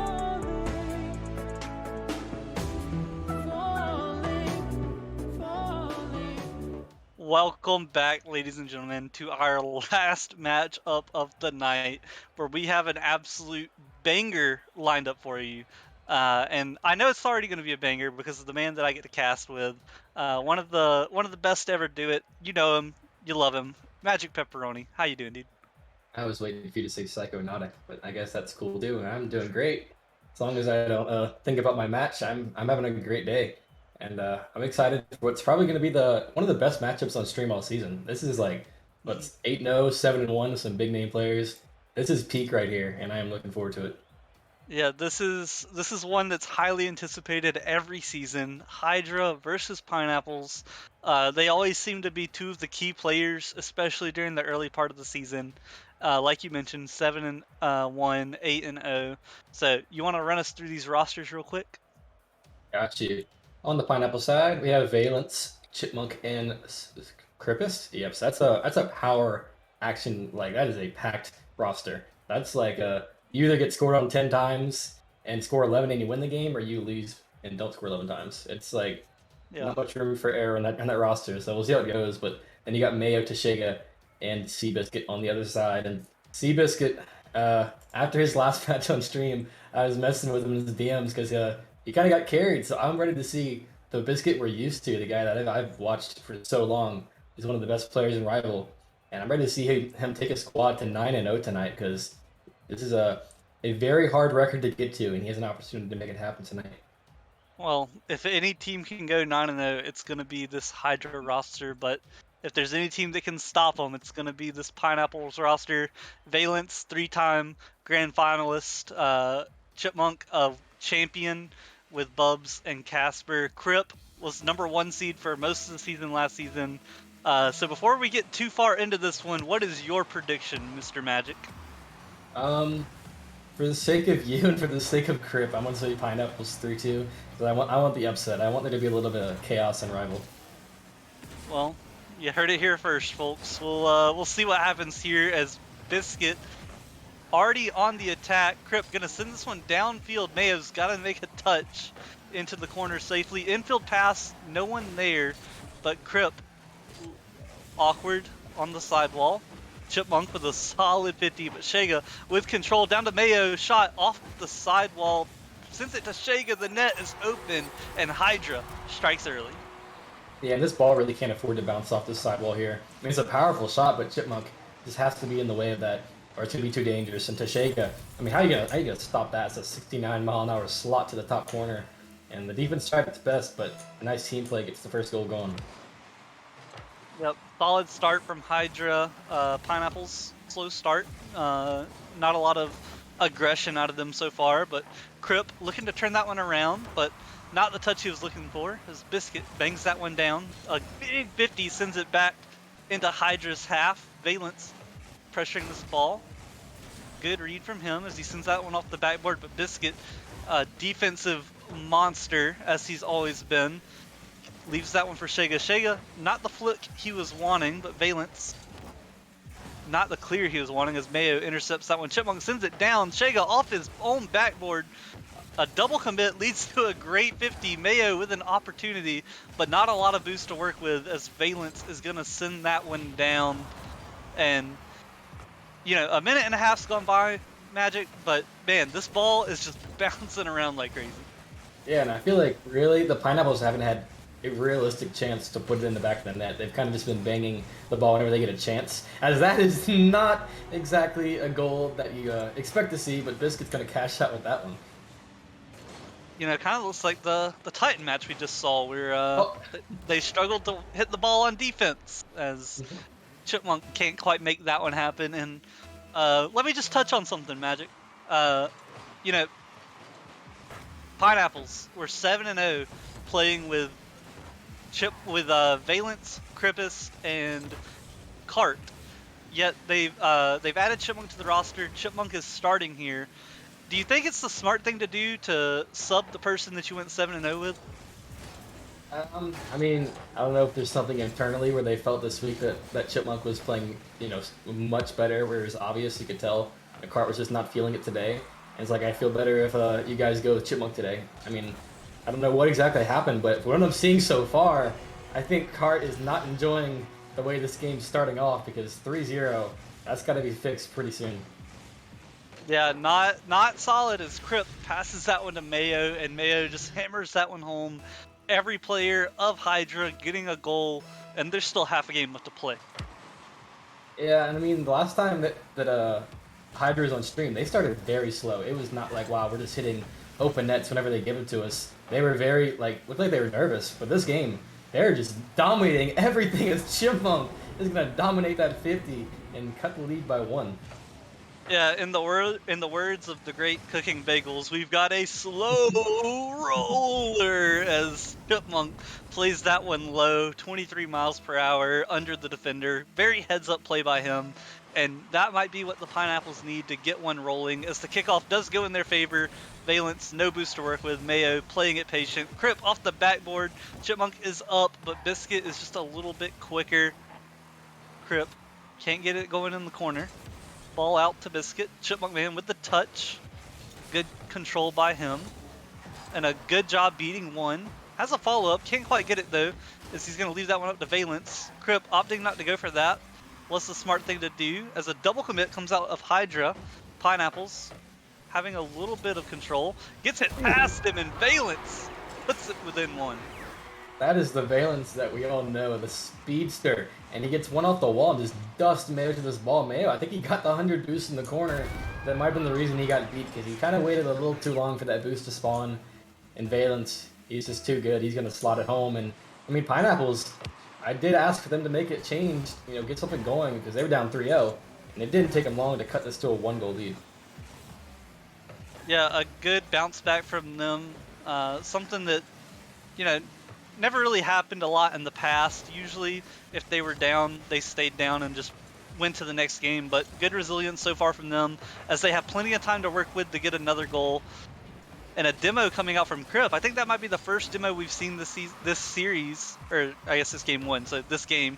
But that's something that I feel like these teams really need to work a little more into their attack, is getting some of these demos, opening up some space. Yeah, and I think more so for the Pineapples, because the playstyle for Hydra is, getting dusted by Chipmunk, 50 by Chipmunk, and the guy we are questioning him being subbed in after a 7-0 start, I mean, he got his team back into a tie game here. Yeah, Chipmunk must have been listening, because he has stepped up, proving me wrong. I put my foot in my mouth, as he's the one that ties it up, and, I feel, Magic, that the momentum is just completely swung to Pineapple's side.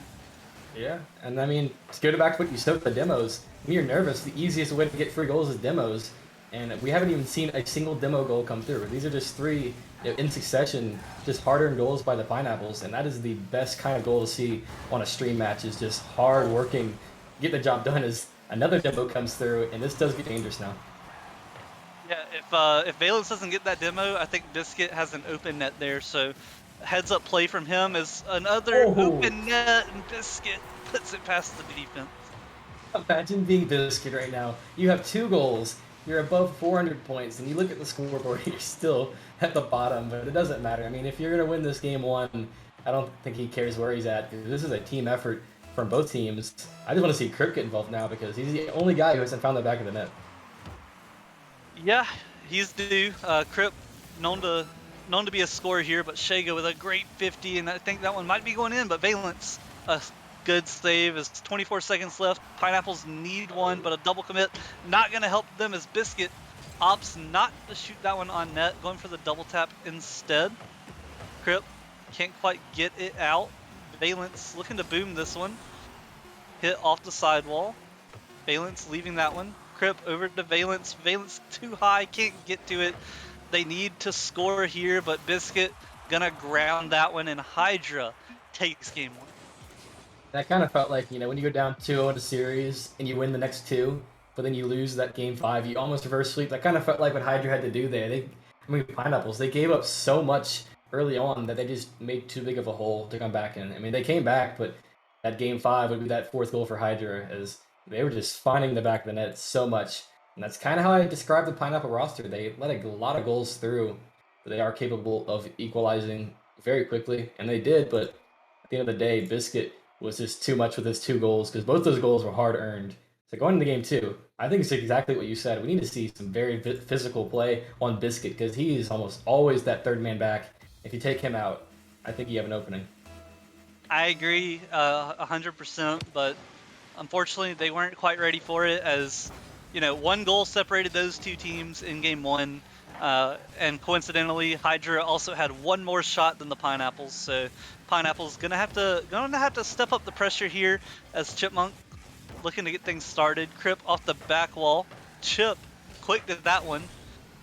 Crip maybe a little bit of an overcommit there, as this ball bounces out to Chipmunk, who plays it off the corner. This ball bounces out into Mayo's favor. Crip on the sidewall gets a nice double touch. He's around 2 defenders, but a missed touch there.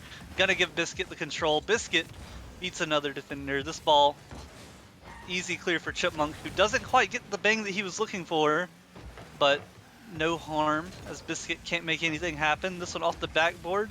A solid touch there by Crip. Mayo sends it up high. Shago with a bump on Chipmunk.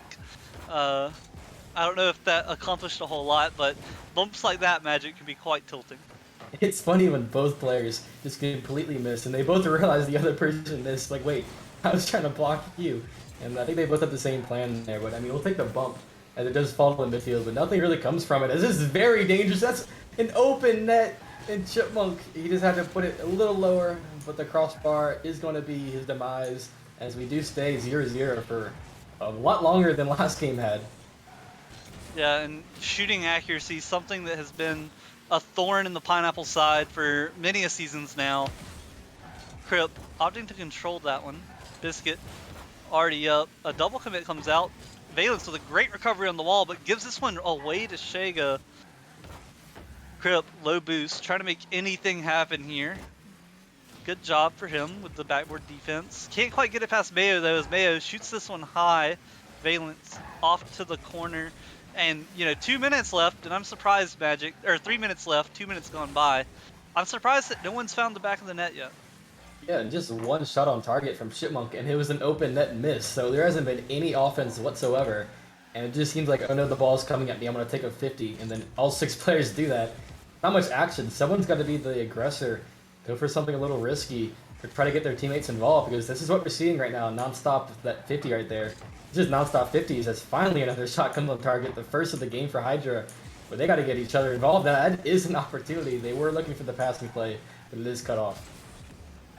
Yeah, and a good double touch by Chipmunk there on defense to send that one to safety. Biscuit, a double touch off the ceiling, sends that one down to Valence though, as Mayo just so fast in the air. He's been shutting down pretty much every opportunity that the Pineapples have had with his good position and incredible speed. Biscuit gonna put a shot on net.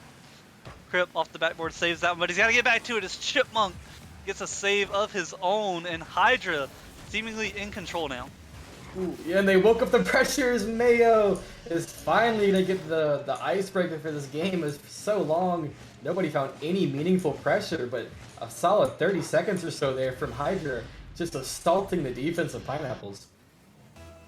Yeah, just Pineapples having to make save after save after save in order to keep that ball out of their net, and eventually the wall had fallen. Mayo trying to get another quick one, go up by 2, get a little security goal, but a big 50 sends this one out to Chipmunk, who's opting to slow play this one a little bit. Gets it past 2 and a bump on Mayo, but Biscuit with not the touch he was wanting. Valence, not great control there either, as I don't know about you, Magic, but I feel like the Pineapples are just trying to do a little bit too much every time they get the ball. I'd have to agree, and we saw another famous Bagels line. I think somebody tried to pass it off the sidewall, and it was immediately cut off and banged the other way from the defense. So a lot of just giving the ball away from the Pineapples whenever they have a chance to make an attack. And every time Hydra's on offense, it is for extended periods of time. As Mayo has a chance for a double, but Chipmunk has been so solid on defense this entire first 2 games. He's making another crucial save. Valence, the pressure is mounting. Can he find the double? No, but the pressure is definitely starting to mount up for the Pineapples here, Squirrel. Yeah, just, a lot of poor decision making on when to challenge the ball, when to not. For example, like Crip committed on a ball when Mayo had his flips still, so just took a player out of the play unnecessarily. Chipmunk loses a 50 to Biscuit, and I'm not surprised. He's one of the best 50-50 players in the game. Crip sends that one down, cut off. Mayo, once again, speedy. First one to the ball almost every time. Crip has control. They have to get something going here. 15 seconds left. No one's with Crip, though. Valence off the sidewall. Biscuit gonna clear that one away. They got to get something happening here, but Biscuit with the 50 down the stretch. Crip chasing this one. The ball is up. Crip beats one. Mayo just has to ground it. Chipmunk keeps it up. Crip up in the air. Valence looking for the redirect, but this one is going to get grounded, and Hydra go up 2-0. That was a solid performance from one specific person for Hydra. That was Mayo. Just ran that game. Nobody did much of anything for both teams except Mayo. You just felt his presence more so than anybody. And you have to feel for Chipmunk there, because I did feel like he was a solid third man for most of that game, but there was not much of a first man presence in that game for Pineapples. I don't know how you go from scoring 3 goals in rapid succession in game 1. You can't find the back of the net at all. I mean, they just let 1 goal through and they still couldn't find a way to win that game. So now they're looking down the barrel of being swept. But I don't think that's going to be how the series ends. I do feel like there's so much more in the tank for Pineapples. If they can't get something going early in this game 3, I feel like it's going to slip away just like the last 2 have. Yeah, and the games aren't blowouts. They're super close games, but Pineapple's just not quite able to find the finishing touch. As I think they might have had a better game than game 1, but the defense from Hydra there, 6 saves, just Hydra's playing the more complete game on offense and defense, and the Pineapples just don't really have a solid answer for it right now. Is this ball shot way too high? Chipmunk gonna send this one open. down. Yeah, open, but not enough power to make it there, as Shega gonna send this one to the corner. Looking for the pass out. Biscuit is there, gets it past one. Valence off the wall. This ball shot wide. Crip a little bit awkward there as they hesitate. A good clear out, but into the waiting arms of Mayo, and an infield pass comes out. Shega not able to get enough power, and I love to see it, Magic. I love to see those infield passing plays coming out. And that was such an amazing pass back opportunity, and Mayo just got bumped out of the way. That was the play all along as he looked to hit him for the give and go, but the bump came through and saved it. But I do like what I'm seeing so far from both these teams. There's not a lot of panic going on. I only saw one time where it kind of got awkward for Pineapples, but other than that, they are making themselves comfortable in the defensive zone for the Hydra defense, but they just cannot find any easy shots here, Squirrel. Yeah, and I feel like the shots they are going for are just too slow. Like they're opting for, double touches instead of just putting the ball on net, and it's giving Hydra enough time to just drive up the backboard and make these saves. As a big clear coming out, Mayo looking for a double touch off the corner. He gets the read, but not quite the angle on the shot. Crip misses that one for Chipmunk. Chipmunk chasing this one down. A big 50 out to the middle. Is there a shooter? Shega cuts that one off. Valence, no boost to work with. Has his corner boost taken. Crip has to make a touch. He does. Chipmunk chasing this one down, but Mayo with a big clear out, and Biscuit already up. Valence in the right spot to save that one. Can Chipmunk turn this one on net? No, he cannot, as the defense from Hydra stays strong again. Yeah, but this is a much more refreshing game than the first 2. It doesn't feel like, wow, one team is just playing so much better than the others. Oh, as the shot does come through, it is off the sidewall. I don't think I'm wrong when I say the entire left side of the net was completely open, but he chose the right side, or there's 2 goalies in a side post, more importantly. But either way, I mean, if Pineapples don't score first, I do not see them winning this game, because it seems like Hydra is having no pressure put on them at all. And when shots do come through, as you said, they're just slow and not very meaningful. But a double commit comes through. This is a very awkward situation here if they can counterattack. This is a good chance for them as Chipmunk gets a 50 out to the middle, but Mayo already there. As you know, I've said his name a lot. Magic is Mayo been the guy to just beat everyone else to the ball, it seems like, and just stop these threats. I'd have to agree, but we would see when there's a double commit come through by Hydra, or their third man gets demoed, there's no counterattack, because this is so dangerous. No way this doesn't find the back of the net. Finally, Krippus gets his first goal of the series.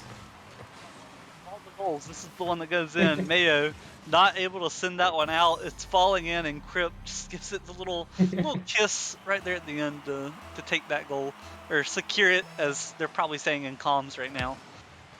But, you know, a good start from Pineapples, and is that their first lead of the series? That would be. They only just tied game 1, and then they did not score last game at all. So this is refreshing for Pineapple. So they finally find themselves a new territory, and Hydra, for once, has to work from behind. And they went almost 7 minutes scoreless, which is, you know, crazy for the Pineapples this season, as they're known to have a very high-powered offense. But, you know, Hydra, they're 8-0 for a reason. They're number 1, and they're showing it right now as Pineapples are struggling to get anything going. Kripp trying to get mechanical there. Shega going for the Cook's pinch, can't quite get it. Mayo with a low 50. This ball dropped down, and the passing play comes out, and Hydra making it look easy. It's just like clockwork for these guys. Biscuit what a great touch right there. I don't know if it was a 50 or what, but it's down to Tashega. Tashega sees the open guy. I think it was an open net, but I mean, Mayo's gonna steal it anyway, so why not just pass it to him? It looked like it was on purpose. As they do even up the game, and Pineapple's very short-lived lead for the first time in the series, and now they find themselves in very familiar territory, being tied. Yeah, it's do or die for Pineapples as this touch comes out for Valence. Kripp already up for that, playing a little beady, as I think he's starting to feel the pressure coming out. Mayo uses his flip early, doesn't quite get a touch. Kripp off the sidewall, first one to it though, as he sends that one to the Hydra half. Biscuit sends this one in front of his net. Shega can't quite get it. A passing play coming out. Chipmunk carries that one. That was beautiful. You can see from Kripp's point of view, there's no way you don't go for that pass there. He saw Chipmunk right in the middle, just waiting for it. And Mayo, you have to feel for the guy. There's no way you are making that save. And that is the first real time we've seen Pineapples just go to work and earn a goal with teamwork. They had one just, slow floater, but that one, they really felt like, wow, this is Pineapple's offense at its finest. Yep, 81 miles per hour. The reaction time required to save that one would have been insane. Mayo couldn't quite get to it. Well placed shot by Chipmunk as 10 seconds remaining, and we might see Pineapples take a game off Hydra. Yep, I mean, I would not be opposed to it. I don't think he would either. This is a Squirrels team, so seeing them get swept would not have been fun. But we do find ourselves with a little bit of an extended series. As soon as Kripp finds the back of the net, Pineapples find a W in the win column. So we'll see if they can translate another one and keep what they're doing right to be superior to what they're doing wrong. Because they're not playing perfect Rocket League, but it didn't feel like Hydra had much of any opportunities to score that game. And that's just a testament to the good defense from the Pineapples. Yeah, it was solid all around, and I'm glad they took a game off of them, because I was really starting to, debate my non-playingness this season. But, good job for them. Every game's been close. They finally took one off, so maybe that's their turning point. They can make the reverse sweep happen. But before we get into this next game, let me shout out Chipmunk for the sub, 20 months, and then XE_hate with the Prime sub. Thank you guys for supporting the stream. And then, hey, you picked a great match to sub during, because these are two of the best teams you'll see in the Rival League, and it's been a great series so far. And I'd be willing to bet a gifted sub that Pineapples win this game. I feel like they're finally waking up with how they play together. They play together so well, even with a newcomer in Chipmunk who hasn't been here long. You can see the passing plays that just come naturally to these guys. As the double commit does come through, that's not exactly a testament to teamwork, but it does end up very dangerous. Kripp tries to slot it home with Biscuit, and when is Biscuit ever going to miss his third man? Yeah, Biscuit making the touch he needed to. Shega gets a good touch of his own, Can't quite get the 50 though, as Valent's going to send this one down to Biscuit. Biscuit across. The only player over there is Crippist, who gets a touch. Chipmunk demos Shega, but it actually slows him down from hitting that ball. Mayo passes that one to nobody. Chip to the corner. Biscuit there to cut it off. And what looked like a scary situation sent away quickly by Chipmunk Man himself, as Pineapples looking like they're struggling to get their foot underneath them in this one. Yeah, I'm not liking a lot of these times. We find them like on top of each other on defense, and it just gets so awkward as an open net comes for Tashega. He could not put it home. It might not have been as open as it appears, but I mean, Chipmunk is being the Seabiscuit for this Pineapples roster right now, as Valence is going to get some himself. They just got to get a booming clear over this third man, because that third man is sitting pretty in the midfield. You get a better clear than what they're getting, and I think Hydra's in a world of hurt really quickly. Yeah, Hydra, I think, just is doing a better job of turning early and stopping these attacks at the midfield line. You see, like, Pineapples hardly have any space to work with, as they send the ball out, and there's always one Hydra player there to just send it right back. Yeah, and another double commit comes through. This is an open net, but I have to agree with you. It seems like Hydra is so well at doing such a good job at suffocating any offense from the Pineapples. This is very dangerous. Biscuit 1v1, and he cannot do it as another clutch defensive play by Pineapples. As 2 minutes have ticked away, just like last game, we find ourselves 0-0. Yeah, surprisingly, is the amount of pressure that Hydra has had has just been absolutely suffocating here as a pinch comes out. Actually going to work out in favor of the Pineapples, allow them to reset, get their rotations back into order. Valence, a good touch out to the midfield, but once again, there's a Hydra player there ready to just boom it back, and a demo coming out is going to open up the net, and Shega finds the angle to send them up by 1. I hate to dog Valence there, but that bang kind of just threw it right to the waiting arms of a counterattack, and he definitely had a chance to play it slow, play a 50. But just giving it away to Seabiscuit to set up an immediate goal. And that is a crucial goal, because now you're looking down the barrel of being defeated in the series, and now you have to work from 1-0. So I don't know if they have what it takes to have another 2-goal game, because they've been very slow on offense these last couple of games, but it's now or never. Love the play that Biscuit made. You know, he noticed he had the free touch, he took it, and then he immediately went for the guy in goal, threw off the Pineapples rotation, and that's the little bit of an edge they needed in order to get that goal, possibly the goal that ends this series, as this ball is up. Mayo, just the touch he needed to beat one defender. Crip sends it to the middle, eats Biscuit to that ball, but Mayo, boost to work with and control, but not as much boost as he would have liked, as, you know, just under 2 minutes left to play. And what do you really think that the Pineapples have to do if they want to push this one to an OT or a Game 5? I think simply they need to be very observant of where these Hydra players are being positioned, because right now they are not reading what's being thrown at them at all. It seems like they bang it away every single time. There's a very deep third man. Whenever they're giving them space, they need to take that space and capitalize. Valence does get 2 people to commit. If this ball finds its way to the midfield, it could be an opportunity, but I mean, it's always that last third man from Hydra that's so clutch at keeping these goals out whenever there's a double commit, because it's happened a lot so far in the series. But with a minute left to go, Pineapples have to find some sort of formula to crack that third man. Yeah, Mayo, not the type of guy that's going to be easy to get the ball around, but that might do it. Is Chipmunk just a little bit too close? Biscuit plays it low. Can he get back to it? No, he cannot, as Pineapples have an extra life in this series. The pass comes out, the shot blocked. Crip sending that one off to the backboard. Valence up way too early, as that just takes a player out of the play. Chipmunk 50'd over to Crip. Crip gets the flick, and a bump out. A team bump comes out, and it saves the Pineapples. Not at a time like this. Who did it? It was Mayo. He was rotating away from the play, as Seabiscuit was just sitting there waiting to make the stop, as he always is. And Crip, I mean, he didn't have to do much but just flick it. I think he could have rolled it in, and he would have found the back of the net. But either way, 30 seconds left to go. Pineapples, they had a missed open net from Biscuit, and now a team bump. I mean, they're being gifted so many chances. They have to somehow get a win from this game. We'll commit, or both players don't hit the ball. Front of the Pineapples. Going to be a little bit scary there as Crip off the backboard. Biscuit can't Oh, quite no. get the touch there. Chipmunk can't either. This No. ball has to get cleared away. Valence, no boost, makes the touch. Chipmunk can't quite get it either. Shega puts it on net, dropping it, sends it to OT. Who's taking this one?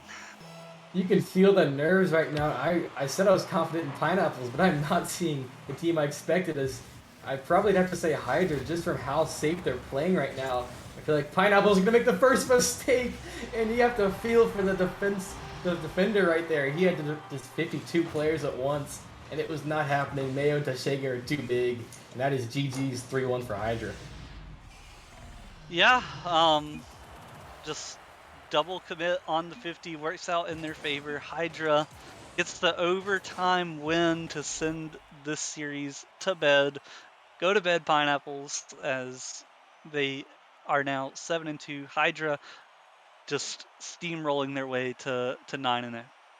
Yeah, that one kind of hurt for the Pineapples because it felt like they never played their game the entire series, and I mean, you definitely have to question, benching their 7-0 roster. Not to throw shit at Chipmunk. Chipmunk's insane, and I thought he was probably the best performing player in that team.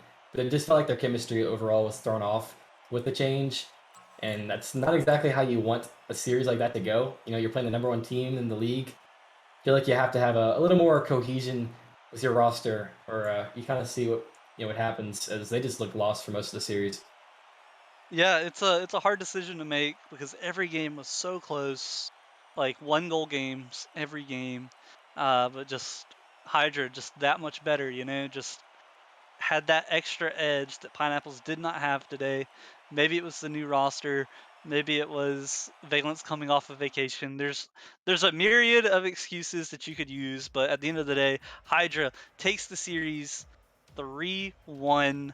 The gentleman's sweep, allowing Pineapples to extend the series a little bit further, but it wasn't without some fear, as that one was a lot closer than some people probably expected, but also not as close as others may have predicted.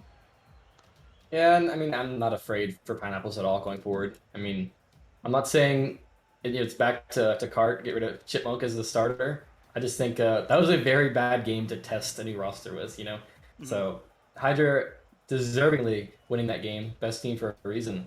But we'll see how long this famous Hydra win streak that they always seem to have early in the season keeps going. Because Biscuit, he's due a title sooner or later. Yeah, Hydra remains undefeated. That's gonna be the story of the rival league for a little bit until the streak finally comes to an end. But they've beaten Distortion, they've beaten Knights, they've beaten Pineapples. I guess Chimeras might be their next biggest threat, but until that match happens, then Hydra solid on number one. But I want to say thank you all for watching. I appreciate everyone that came out to enjoy the stream. Hopefully, we delivered with some banger matchups. Magic, thank you for being such a great color. You got any final words before we send this one out? I'll say GG's to Biscuit for stepping it up from last time. I love watching Biscuit on stream, and he delivered. That was a fun series, even though it didn't go to 5. But GG's either way, and yeah, that was 3 stacked matches for stream, and I think it went pretty well. Yep, absolutely. So thank you for joining us. Make sure you follow us on all of our socials: Twitter, Instagram, YouTube. There's a Facebook out there somewhere. Don't look at that one though. Make sure you join the Discord if you're not. Join us on Wednesday, as hopefully we'll have some more banger matchups for you. We might even get to see Rockerman on stream. Fingers crossed. But we love you. We thank you, and we hope you all have a wonderful night.